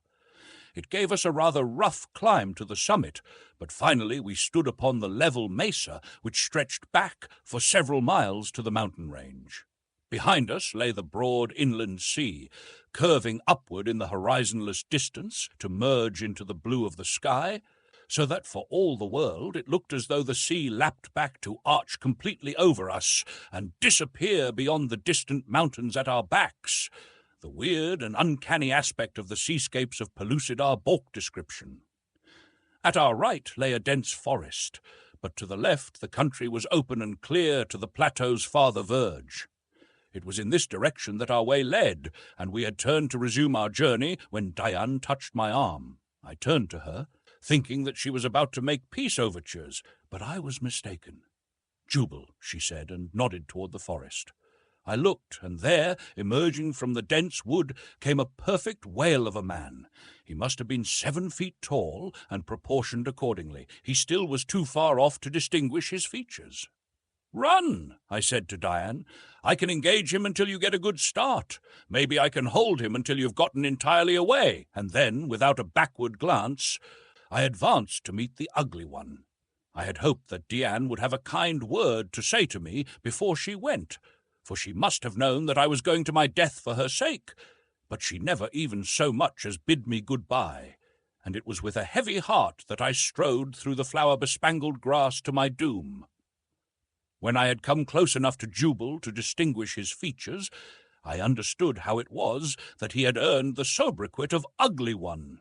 Apparently some fearful beast had ripped away one entire side of his face. The eye was gone, the nose and all the flesh, so that his jaws and all his teeth were exposed and grinning through the horrible scar.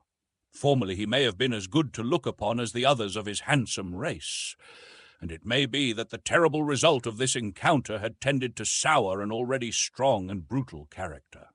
However this may be, it is quite certain that he was not a pretty sight, and now that his features, or what remained of them, were distorted in rage at the sight of Dian with another male, he was indeed most terrible to see, and much more terrible to meet. He had broken into a run now, and as he advanced he raised his mighty spear, while I halted and, fitting an arrow to my bow, took as steady aim as I could.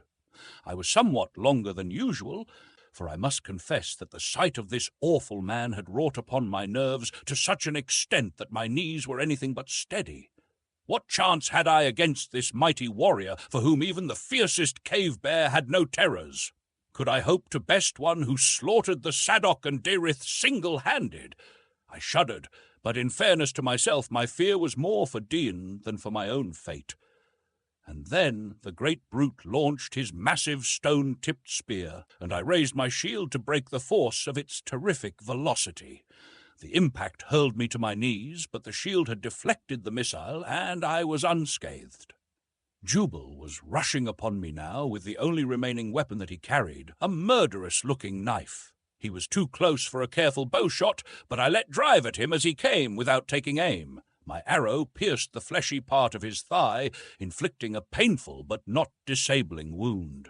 And then he was upon me. My agility saved me for the instant. I ducked beneath his raised arm, and when he wheeled to come at me again he found a sword's point in his face. And a moment later he felt an inch or two of it in the muscles of his knife arm, so that thereafter he went more warily. It was a duel of strategy now, the great hairy man maneuvering to get inside my guard, where he could bring those giant thews to play, while my wits were directed to the task of keeping him at arm's length. Thrice he rushed me, and thrice I caught his knife blow upon my shield. Each time my sword found his body, once penetrating to his lung. He was covered with blood by this time, and the internal hemorrhage induced paroxysms of coughing that brought the red stream through the hideous mouth and nose, covering his face and breast with bloody froth. He was a most unlovely spectacle, but he was far from dead. As the duel continued, I began to gain confidence, for, to be perfectly candid, I had not expected to survive the first rush of that monstrous engine of ungoverned rage and hatred. And I think that Jubal, from utter contempt of me, began to change to a feeling of respect, and then in his primitive mind there evidently loomed the thought that perhaps at last he had met his master, and was facing his end. At any rate, it is only upon this hypothesis that I can account for his next act, which was in the nature of a last resort, a sort of forlorn hope, which could only have been born of the belief that if he did not kill me quickly, I should kill him. It happened on the occasion of his fourth charge, when, instead of striking at me with his knife, he dropped that weapon, and seizing my sword blade in both his hands, wrenched the weapon from my grasp as easily as from a babe. Flinging it far to one side, he stood motionless for just an instant, glaring into my face with such a horrid leer of malignant triumph as to almost unnerve me. Then he sprang for me with his bare hands. But it was Jubal's day to learn new methods of warfare. For the first time he had seen a bow and arrows, never before that duel had he beheld a sword, and now he learned what a man who knows may do with his bare fists. As he came for me, like a great bear, I ducked again beneath his outstretched arm, and as I came up planted as clean a blow upon his jaw as ever you have seen. Down went that great mountain of flesh sprawling upon the ground. He was so surprised and dazed that he lay there for several seconds before he made any attempt to rise, and I stood over him with another dose ready when he should gain his knees. Up he came at last, almost roaring in his rage and mortification, but he didn't stay up. I let him have a left fair on the point of the jaw that sent him tumbling over on his back. By this time, I think Jubal had gone mad with hate, for no sane man would have come back for more as many times as he did. Time after time, I bowled him over as fast as he could stagger up until toward the last he lay longer on the ground between blows, and each time came up weaker than before. He was bleeding very profusely now from the wound in his lungs, and presently a terrific blow over the heart sent him reeling heavily to the ground, where he lay very still, and somehow I knew at once that Jubal the Ugly One would never get up again. But even as I looked upon that massive body lying there so grim and terrible in death, I could not believe that I, single-handed, had bested this slayer of fearful beasts, this gigantic ogre of the Stone Age. Picking up my sword, I leaned upon it, looking down on the dead body of my foeman, and as I thought of the battle I had just fought and won, a great idea was in my brain. The outcome of this, and the suggestion that Perry had made within the city of Phutra. If skill and science could render a comparative pygmy the master of this mighty brute, what could not the brute's fellows accomplish with the same skill and science? Why, all Pellucidar would be at their feet, and I would be their king and Dian their queen. Dian! A little wave of doubt swept over me. It was quite within the possibilities of Dian to look down upon me, even were I king. She was quite the most superior person I ever had met, with the most convincing way of letting you know that she was superior. Well, I could go to the cave and tell her that I had killed Jubal, and then she might feel more kindly toward me, since I had freed her of her tormentor. I hoped that she had found the cave easily. It would be terrible had I lost her again, and I turned to gather up my shield and bow to hurry after her, when to my astonishment I found her standing not 10 paces behind me. "Girl," I cried, "what are you doing here? I thought that you had gone to the cave, as I told you to do." Up went her head, and the look that she gave me took all the majesty out of me, and left me feeling more like the palace janitor, if palaces have janitors. "As you told me to do," she cried, stamping her little foot. "I do as I please. I am the daughter of a king, and furthermore, I hate you." I was dumbfounded. This was my thanks for saving her from Jubal. I turned and looked at the corpse. "May be that I saved you from a worse fate, old man," I said, but I guess it was lost on Dian, for she never seemed to notice it at all. "Let us go to my cave," I said. "I am tired and hungry." She followed along a pace behind me, neither of us speaking. I was too angry, and she evidently didn't care to converse with the lower orders. I was mad all the way through, as I had certainly felt that at least a word of thanks should have rewarded me, for I knew that even by her own standards I must have done a very wonderful thing to have killed the redoubtable Jubal in a hand-to-hand encounter. We had no difficulty in finding my lair, and then I went down into the valley and bowled over a small antelope, which I dragged up the steep ascent to the ledge before the door. Here we ate in silence. Occasionally I glanced at her, thinking that the sight of her tearing at raw flesh with her hands and teeth like some wild animal would cause a revulsion of my sentiments toward her.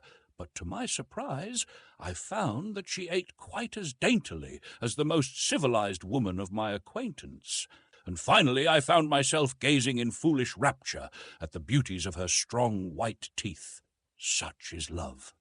After our repast, we went down to the river together and bathed our hands and faces, and then after drinking our fill, went back to the cave. Without a word, I crawled into the farthest corner, and curling up, was soon asleep. When I awoke, I found Dian sitting in the doorway, looking out across the valley. As I came out, she moved to one side to let me pass, but she had no word for me. I wanted to hate her, but I couldn't. Every time I looked at her, something came up in my throat, so that I nearly choked. I had never been in love before, but I did not need any aid in diagnosing my case. I certainly had it, and had it bad. God, how I loved that beautiful, disdainful, tantalizing, prehistoric girl. After we had eaten again, I asked Dian if she intended returning to her tribe now that Jubal was dead, but she shook her head sadly and said that she did not dare, for there was still Jubal's brother to be considered, his oldest brother. "What has he to do with it?" I asked. "Does he too want you, or has the option on you become a family heirloom to be passed on down from generation to generation?" She was not quite sure as to what I meant. "It is probable," she said, "that they all will want revenge for the death of Jubal. There are 7 of them, 7 terrible men. Someone may have to kill them all if I am to return to my people. It began to look as though I had assumed a contract much too large for me, about 7 sizes, in fact. Had Jubal any cousins? I asked. It was just as well to know the worst at once. Yes, replied Dian, but they don't count. They all have mates. Jubal's brothers have no mates, because Jubal could get none for himself. He was so ugly that women ran away from him. Some have even thrown themselves from the cliffs of Amoz into the Dar el Az rather than mate with the ugly one. But what had that to do with his brothers? I asked. I forget that you are not of Pellucidar, said Dian, with a look of pity mixed with contempt, and the contempt seemed to be laid on a little thicker than the circumstance warranted, as though to make quite certain that I shouldn't overlook it. You see, she continued, a younger brother may not take a mate until all his older brothers have done so, unless the older brother waives his prerogative, which Jubal would not do, knowing that as long as he kept them single, they would be all the keener in aiding him to secure a mate. Noticing that Dian was becoming more communicative, I began to entertain hopes that she might be warming up toward me a bit, although upon what slender thread I hung my hopes I soon discovered. As you dare not return to Amoz, I ventured, what is to become of you since you cannot be happy here with me, hating me as you do? I shall have to put up with you, she replied coldly, until you see fit to go elsewhere and leave me in peace. Then I shall get along very well alone. I looked at her in utter amazement. It seemed incredible that even a prehistoric woman could be so cold and heartless and ungrateful. Then I arose. I shall leave you now, I said haughtily. I have had quite enough of your ingratitude and your insults, and then I turned and strode majestically down toward the valley. I had taken 100 steps in absolute silence, and then Dian spoke. I hate you, she shouted, and her voice broke. In rage, I thought. I was absolutely miserable, but I hadn't gone too far when I began to realize that I couldn't leave her alone there without protection, to hunt her own food amid the dangers of that savage world. She might hate me and revile me and heap indignity after indignity upon me, as she already had, until I should have hated her, but the pitiful fact remained that I loved her, and I couldn't leave her there alone. The more I thought about it, the madder I got, so that by the time I reached the valley I was furious, and the result of it was that I turned right around and went up that cliff again as fast as I had come down. I saw that Dian had left the ledge and gone within the cave, but I bolted right in after her. She was lying upon her face on the pile of grasses I had gathered for her bed. When she heard me enter, she sprang to her feet like a tigress. I hate you, she cried. Coming from the brilliant light of the noonday sun into the semi-darkness of the cave, I could not see her features, and I was rather glad, for I disliked to think of the hate that I should have read there. I never said a word to her at first. I just strode across the cave and grasped her by the wrists, and when she struggled, I put my arm around her so as to pinion her hands to her sides. She fought like a tigress, but I took my free hand and pushed her head back. I imagined that I had suddenly turned brute, that I had gone back 1,000 million years, and was again a veritable caveman taking my mate by force. And then I kissed that beautiful mouth again and again. Dian, I cried, shaking her roughly, I love you. Can't you understand that I love you? That I love you better than all else in this world or my own? That I am going to have you? That love like mine cannot be denied? I noticed that she lay very still in my arms now, and as my eyes became accustomed to the light, I saw that she was smiling, a very contented, happy smile. I was thunderstruck. Then I realized that very gently she was trying to disengage her arms, and I loosened my grip upon them so that she could do so. Slowly they came up and stole about my neck, and then she drew my lips down to hers once more and held them there for a long time. At last she spoke. Why didn't you do this at first, David? I have been waiting so long. What? I cried. You said that you hated me. Did you expect me to run into your arms and say that I loved you before I knew that you loved me? She asked. But I have told you right along that I love you, I said. Love speaks in acts, she replied. You could have made your mouth say what you wished it to say, but just now when you came and took me in your arms, your heart spoke to mine in the language that a woman's heart understands. What a silly man you are, David." "Then you haven't hated me at all, Diane?" I asked. "I have loved you always," she whispered, "from the first moment that I saw you, although I did not know it until that time you struck down Hooja the Sly One, and then spurned me." "But I didn't spurn you, dear," I cried. "I didn't know your ways. I doubt if I do now. It seems incredible that you could have reviled me so and yet have cared for me all the time." "You might have known," she said, "when I did not run away from you, that it was not hate which chained me to you. While you were battling with Jubal, I could have run to the edge of the forest, and when I learned the outcome of the combat, it would have been a simple thing to have eluded you and returned to my own people." "But Jubal's brothers and cousins," I reminded her. "How about them?" She smiled and hid her face on my shoulder. "I had to tell you something, David," she whispered. "I must needs have some excuse for remaining near you." "You little sinner!" I exclaimed, "and you have caused me all this anguish for nothing." "I have suffered even more," she answered simply, "for I thought that you did not love me, and I was helpless. I couldn't come to you and demand that my love be returned, as you have just come to me. Just now, when you went away, hope went with you. I was wretched, terrified, miserable, and my heart was breaking. I wept, and I have not done that before, since my mother died. And now I saw that there was the moisture of tears about her eyes. It was near to making me cry myself when I thought of all that poor child had been through.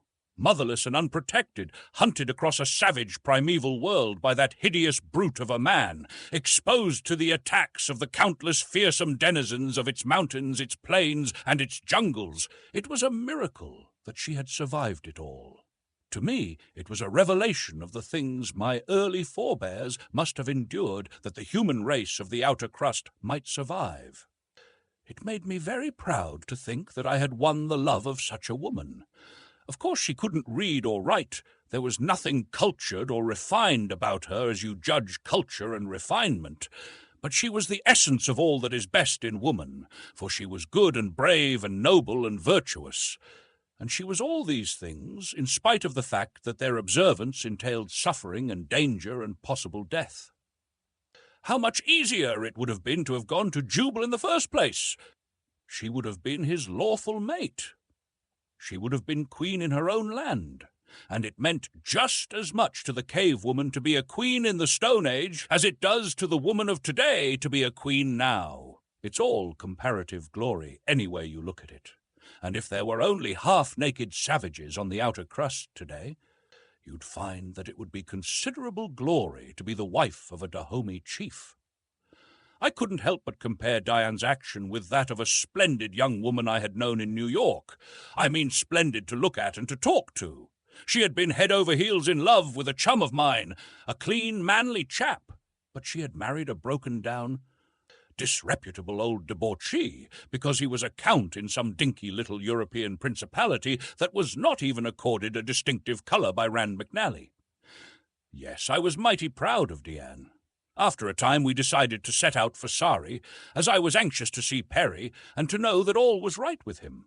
I had told Diane about our plan of emancipating the human race of Pellucidar, and she was fairly wild over it.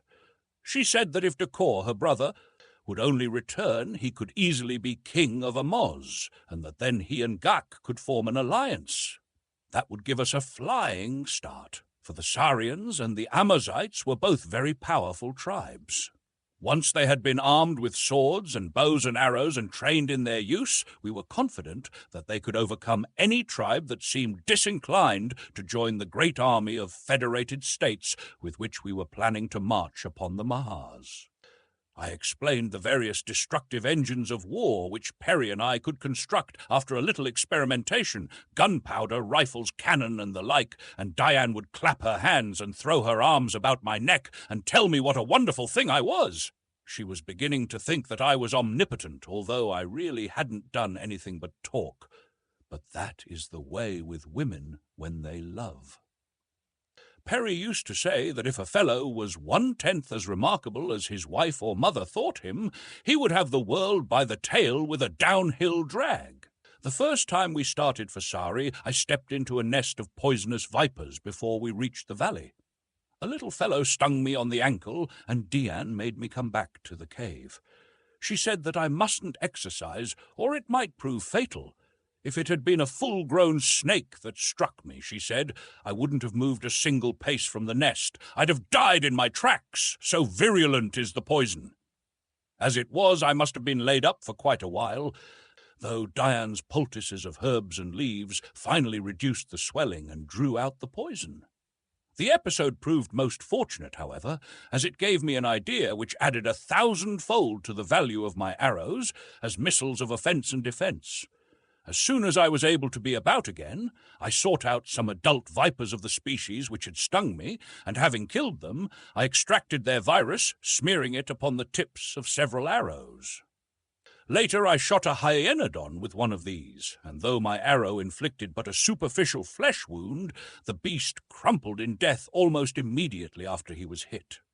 We now set out once more for the land of the Sarians, and it was with feelings of sincere regret that we bade good-bye to our beautiful Garden of Eden, in the comparative peace and harmony of which we had lived the happiest moments of our lives.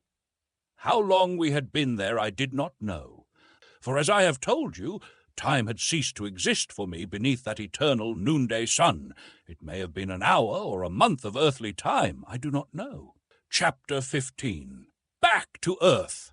We crossed the river and passed through the mountains beyond, and finally we came out upon a great level plain which stretched away as far as the eye could reach.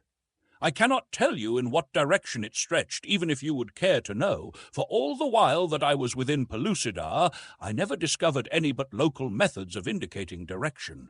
There is no north, no south, no east, no west. Up is about the only direction which is well defined, and that, of course, is down to you of the outer crust. Since the sun neither rises nor sets, there is no method of indicating direction beyond visible objects, such as high mountains, forests, lakes, and seas. The plain which lies beyond the white cliffs which flank the Dar el-Az upon the shore nearest the mountains of the clouds is about as near to any direction as any Pellucidarian can come. If you happen not to have heard of the Dar el-Az, or the White Cliffs, or the Mountains of the Clouds, you feel that there is something lacking, and long for the good old understandable northeast and southwest of the outer world. We had barely entered the great plain when we discovered two enormous animals approaching us from a great distance. So far were they that we could not distinguish what manner of beasts they might be, but as they came closer, I saw that they were enormous quadrupeds, 80 or 100 feet long, with tiny heads perched at the top of very long necks. Their heads must have been quite 40 feet from the ground.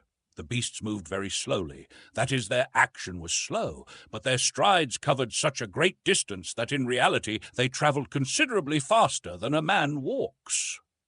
As they drew still nearer, we discovered that upon the back of each sat a human being. Then Dian knew what they were, though she never before had seen one. "They are Lidis from the land of the Thorians," she cried. "Thoria lies at the outer verge of the land of awful shadow. The Thorians alone of all the races of Pellucidar ride the Lidi, for nowhere else than beside the dark country are they found." "What is the land of awful shadow?" I asked. "It is the land which lies beneath the dead world," replied Dian. "The dead world which hangs forever between the sun and Pellucidar above the land of awful shadow. It is the dead world which makes the great shadow upon this portion of Pellucidar." I did not fully understand what she meant, nor am I sure that I do yet, for I have never been to that part of Pellucidar from which the dead world is visible.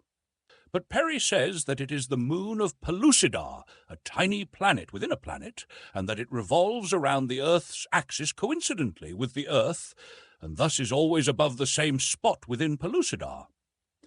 I remember that Perry was very much excited when I told him about this dead world, for he seemed to think that it explained the hitherto inexplicable phenomena of nutation and the precession of the equinoxes. When the two upon the Lidis had come quite close to us, we saw that one was a man and the other a woman. The former had held up his 2 hands, palms toward us, in sign of peace, and I had answered in kind, when he suddenly gave a cry of astonishment and pleasure, and slipping from his enormous mount, ran forward toward Dian, throwing his arms about her. In an instant I was white with jealousy, but only for an instant, since Dian quickly drew the man toward me, telling him that I was David, her mate. "And this is my brother, Dacor the Strong One, David," she said to me. It appeared that the woman was Dacor's mate. He had found none to his liking among the Sari, nor farther on until he had come to the land of the Thoria, and there he had found and fought for this very lovely Thorian maiden, whom he was bringing back to his own people. When they had heard our story and our plans, they decided to accompany us to Sari, that Dacor and Gak might come to an agreement relative to an alliance, as Kor was quite as enthusiastic about the proposed annihilation of the Mahars and Sagoths as either Dian or I. After a journey which was, for Pellucidar, quite uneventful, we came to the first of the Sarian villages, which consists of between 100 and 200 artificial caves cut into the face of a great cliff. Here, to our immense delight, we found both Peri and Gak. The old man was quite overcome at sight of me, for he had long since given me up as dead. When I introduced Dian as my wife, he didn't quite know what to say, but he afterward remarked that with the pick of 2 worlds I could not have done better. Gak and Dacor reached a very amicable arrangement, and it was at a council of the headmen of the various tribes of the Sari that the eventual form of government was tentatively agreed upon.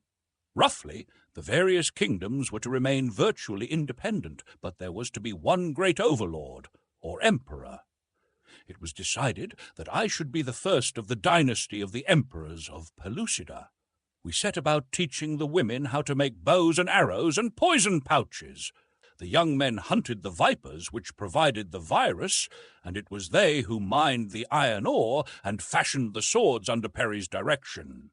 Rapidly the fever spread from one tribe to another until representatives from nations so far distant that the Sarians had never even heard of them came in to take the oath of allegiance which we required, and to learn the art of making the new weapons and using them.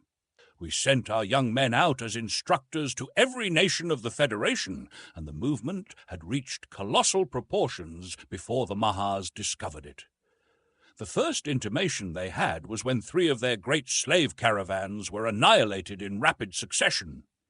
They could not comprehend that the lower orders had suddenly developed a power which rendered them really formidable. In one of the skirmishes with slave caravans, some of our Sarians took a number of Sagoth prisoners, and among them were 2 who had been members of the guards within the building where we had been confined at Futra. They told us that the Mahars were frantic with rage when they discovered what had taken place in the cellars of the buildings. The Sagoths knew that something very terrible had befallen their masters, but the Mahars had been most careful to see that no inkling of the true nature of their vital affliction reached beyond their own race. How long it would take for the race to become extinct, it was impossible even to guess, but that this must eventually happen seemed inevitable. The Mahars had offered fabulous rewards for the capture of any one of us alive, and at the same time had threatened to inflict the direst punishment upon whomever should harm us. The Sagoths could not understand these seemingly paradoxical instructions, though their purpose was quite evident to me. The Mahars wanted the great secret, and they knew that we alone could deliver it to them. Peri's experiments in the manufacture of gunpowder and the fashioning of rifles had not progressed as rapidly as we had hoped.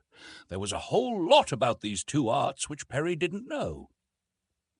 We were both assured that the solution of these problems would advance the cause of civilization within Pellucidar thousands of years at a single stroke.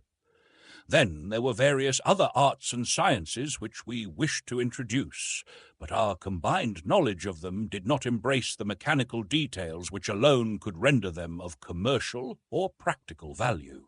"David," said Peri, immediately after his latest failure to produce gunpowder that would even burn, "one of us must return to the outer world and bring back the information we lack. Here we have all the labor and materials for reproducing anything that ever has been produced above. What we lack is knowledge. Let us go back and get that knowledge in the shape of books. Then this world will indeed be at our feet." And so it was decided that I should return in the prospector, which still lay upon the edge of the forest at the point where we had first penetrated to the surface of the inner world.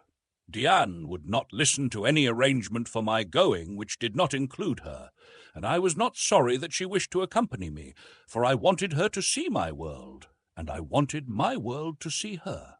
With a large force of men we marched to the great iron mole, which Perry soon had hoisted into position with its nose pointed back toward the outer crust. He went over all the machinery carefully. He replenished the air tanks and manufactured oil for the engine. At last everything was ready, and we were about to set out when our pickets, a long, thin line of which had surrounded our camp at all times, reported that a great body of what appeared to be Sagoths and Mahars were approaching from the direction of Phutra. Diane and I were ready to embark, but I was anxious to witness the first clash between two fair-sized armies of the opposing races of Pellucidar. I realized that this was to mark the historic beginning of a mighty struggle for possession of a world, and as the first emperor of Pellucidar, I felt that it was not alone my duty, but my right to be in the thick of that momentous struggle. As the opposing army approached, we saw that there were many Mahars with the Sagoth troops, an indication of the vast importance which the dominant race placed upon the outcome of this campaign, for it was not customary with them to take active part in the sorties which their creatures made for slaves, the only form of warfare which they waged upon the lower orders. Gak and Dakor were both with us, having come primarily to view the prospector. I placed Gak with some of his Sarians on the right of our battle line. Dakor took the left, while I commanded the center. Behind us, I stationed a sufficient reserve under one of Gak's headmen. The Sagoths advanced steadily with menacing spears, and I let them come until they were within easy bowshot before I gave the word to fire. At the first volley of poison-tipped arrows, the front ranks of the guerrilla men crumpled to the ground, but those behind charged over the prostrate forms of their comrades in a wild, mad rush to be upon us with their spears. A second volley stopped them for an instant, and then my reserve sprang through the openings in the firing line to engage them with sword and shield. The clumsy spears of the Sagoths were no match for the swords of the Sarian and Amazite, who turned the spear thrusts aside with their shields and leaped to close quarters with their lighter, handier weapons. Gak took his archers along the enemy's flank, and while the swordsmen engaged them in front, he poured volley after volley into their unprotected left. The Mahars did little real fighting, and were more in the way than otherwise, though occasionally one of them would fasten its powerful jaw upon the arm or leg of a Sarian. The battle did not last a great while, for when Dakor and I led our men in upon the Sagoths' right with naked swords, they were already so demoralized that they turned and fled before us. We pursued them for some time, taking many prisoners and recovering nearly 100 slaves, among whom was Huja, the sly one. He told me that he had been captured while on his way to his own land, but that his life had been spared in hope that through him the Mahars would learn the whereabouts of their great secret. Gak and I were inclined to think that the sly one had been guiding this expedition to the land of Sari, where he thought that the book might be found in Perry's possession, but we had no proof of this, and so we took him in and treated him as one of us, although none liked him. And how he rewarded my generosity you will presently learn. There were a number of Mahars among our prisoners, and so fearful were our own people of them that they would not approach them unless completely covered from the sight of the reptiles by a piece of skin. Even Dian shared the popular superstition regarding the evil effects of exposure to the eyes of angry Mahars. And though I laughed at her fears, I was willing enough to humor them if it would relieve her apprehension in any degree. And so she sat apart from the prospector, near which the Mahars had been chained, while Perry and I again inspected every portion of the mechanism. At last I took my place in the driving seat and called to one of the men without to fetch Dian. It happened that Huja stood quite close to the doorway of the prospector, so that it was he who, without my knowledge, went to bring her. but how he succeeded in accomplishing the fiendish thing he did, I cannot guess, unless there were others in the plot to aid him. Nor can I believe that, since all my people were loyal to me and would have made short work of Hooja had he suggested the heartless scheme, even had he had time to acquaint another with it. It was all done so quickly that I may only believe that it was the result of sudden impulse, aided by a number of, to Hooja, fortuitous circumstances occurring at precisely the right moment. All I know is that it was Hooja who brought Dian to the prospector, still wrapped from head to toe in the skin of an enormous cave lion which covered her since the Mahar prisoners had been brought into camp. He deposited his burden in the seat beside me. I was all ready to get under way. The goodbyes had been said. Perry had grasped my hand in the last long farewell. I closed and barred the outer and inner doors, took my seat again at the driving mechanism, and pulled the starting lever. As before on that far-gone night that had witnessed our first trial of the iron monster, there was a frightful roaring beneath us. The giant frame trembled and vibrated. There was a rush of sound as the loose earth passed up through the hollow space between the inner and outer jackets to be deposited in our wake. Once more the thing was off. But on the instant of departure, I was nearly thrown from my seat by the sudden lurching of the prospector. At first I did not realize what had happened, but presently it dawned upon me that just before entering the crust, the towering body had fallen through its supporting scaffolding, and that instead of entering the ground vertically, we were plunging into it at a different angle. Where it would bring us out upon the upper crust, I could not even conjecture, and then I turned to note the effect of this strange experience upon Dian. She still sat shrouded in the great skin. "Come, come," I cried, laughing. "Come out of your shell. No Mahar eyes can reach you here." And I leaned over and snatched the lion skin from her. And then I shrank back upon my seat in utter horror. The thing beneath the skin was not Dian. It was a hideous Mahar. Instantly I realized the trick that Hooja had played upon me, and the purpose of it. Rid of me forever, as he doubtless thought, Dian would be at his mercy. Frantically I tore at the steering wheel in an effort to turn the prospector back toward Pellucidar, but as on that other occasion, I could not budge the thing a hair. It is needless to recount the horrors or the monotony of that journey. It varied but little from the former one, which had brought us from the outer to the inner world. Because of the angle at which we had entered the ground, the trip required nearly a day longer, and brought me out here upon the sand of the Sahara instead of in the United States as I had hoped. For months I have been waiting here for a white man to come. I dared not leave the prospector for fear I should never be able to find it again. The shifting sands of the desert would soon cover it, and then my only hope of returning to my Dian and her Pellucidar would be gone forever. That I ever shall see her again seems but remotely possible, for how may I know upon what part of Pellucidar my return journey may terminate? And how, without a north or south or an east or a west, may I hope ever to find my way across that vast world to the tiny spot where my lost love lies grieving for me?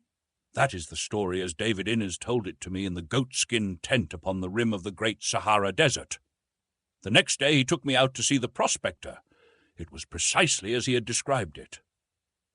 So huge was it that it could have been brought to this inaccessible part of the world by no means of transportation that existed there. It could only have come in the way that David Innes said it came, up through the crust of the earth from the inner world of Pellucidar. I spent a week with him, and then, abandoning my lion hunt, returned directly to the coast and hurried to London, where I purchased a great quantity of stuff which he wished to take back to Pellucidar with him. There were books, rifles, revolvers, ammunition, cameras, chemicals, telephones, telegraph instruments, wire, tools, and more books upon every subject under the sun. He said he wanted a library with which they could reproduce the wonders of the 20th century in the Stone Age, and if quantity counts for anything, I got it for him. I took the things back to Algeria myself and accompanied them to the end of the railroad, but from here I was recalled to America upon important business. However, I was able to employ a very trustworthy man to take charge of the caravan, the same guide, in fact, who had accompanied me on the previous trip into the Sahara. And after writing a long letter to Innes in which I gave him my American address, I saw the expedition head south. Among the other things which I sent to Innes was over 500 miles of double-insulated wire of a very fine gauge. I had it packed on a special reel at his suggestion, as it was his idea that he could fasten one end here before he left, and by paying it out through the end of the prospector lay a telegraph line between the outer and inner worlds. In my letter I told him to be sure to mark the terminus of the line very plainly with a high cairn, in case I was not able to reach him before he set out, so that I might easily find and communicate with him should he be so fortunate as to reach Pellucidar. I received several letters from him after I returned to America. In fact, he took advantage of every northward passing caravan to drop me word of some sort. His last letter was written the day before he intended to depart. Here it is. My dear friend, tomorrow I shall set out in quest of Pellucidar and Dian. That is, if the Arabs don't get me. They have been very nasty of late. I don't know the cause, but on 2 occasions they have threatened my life. One, more friendly than the rest, told me today that they intended attacking me tonight. It would be unfortunate should anything of that sort happen now that I am so nearly ready to depart. However, maybe I will be as well off, for the nearer the hour approaches, the slenderer my chances for success appear. Here is the friendly Arab who is to take this letter north for me, so goodbye, and God bless you for your kindness to me. Arab tells me to hurry, for he sees a cloud of sand to the south. He thinks it is the party coming to murder me, and he doesn't want to be found with me. So goodbye again. Yours, David Innes. A year later found me at the end of the railroad once more, headed for the spot where I had left Innes. My first disappointment was when I discovered that my old guide had died within a few weeks of my return, nor could I find any member of my former party could lead me to the same spot. For months I searched that scorching land, interviewing countless desert sheiks in the hope that at last I might find one who had heard of Innes and his wonderful iron mole. Constantly my eyes scanned the blinding waste of sand for the rocky cairn beneath which I was to find the wires leading to Pellucidar, but always was I unsuccessful. And always do these awful questions harass me when I think of David Innes and his strange adventures. Did the Arabs murder him, after all, just on the eve of his departure? Or did he again turn the nose of his iron monster toward the inner world? Did he reach it, or lies he somewhere buried in the heart of the great crust? And if he did come again to Pellucidar, was it to break through into the bottom of one of her great island seas, or among some savage race far from the land of his heart's desire? Does the answer lie somewhere upon the bosom of the broad Sahara, at the end of 2 tiny wires, hidden beneath a lost cairn? I wonder. This concludes At the Earth's Core. Be sure to hit like and subscribe to be notified when new material is available. Feel free to browse the library of sci-fi classics, as many series have playlists for your convenience.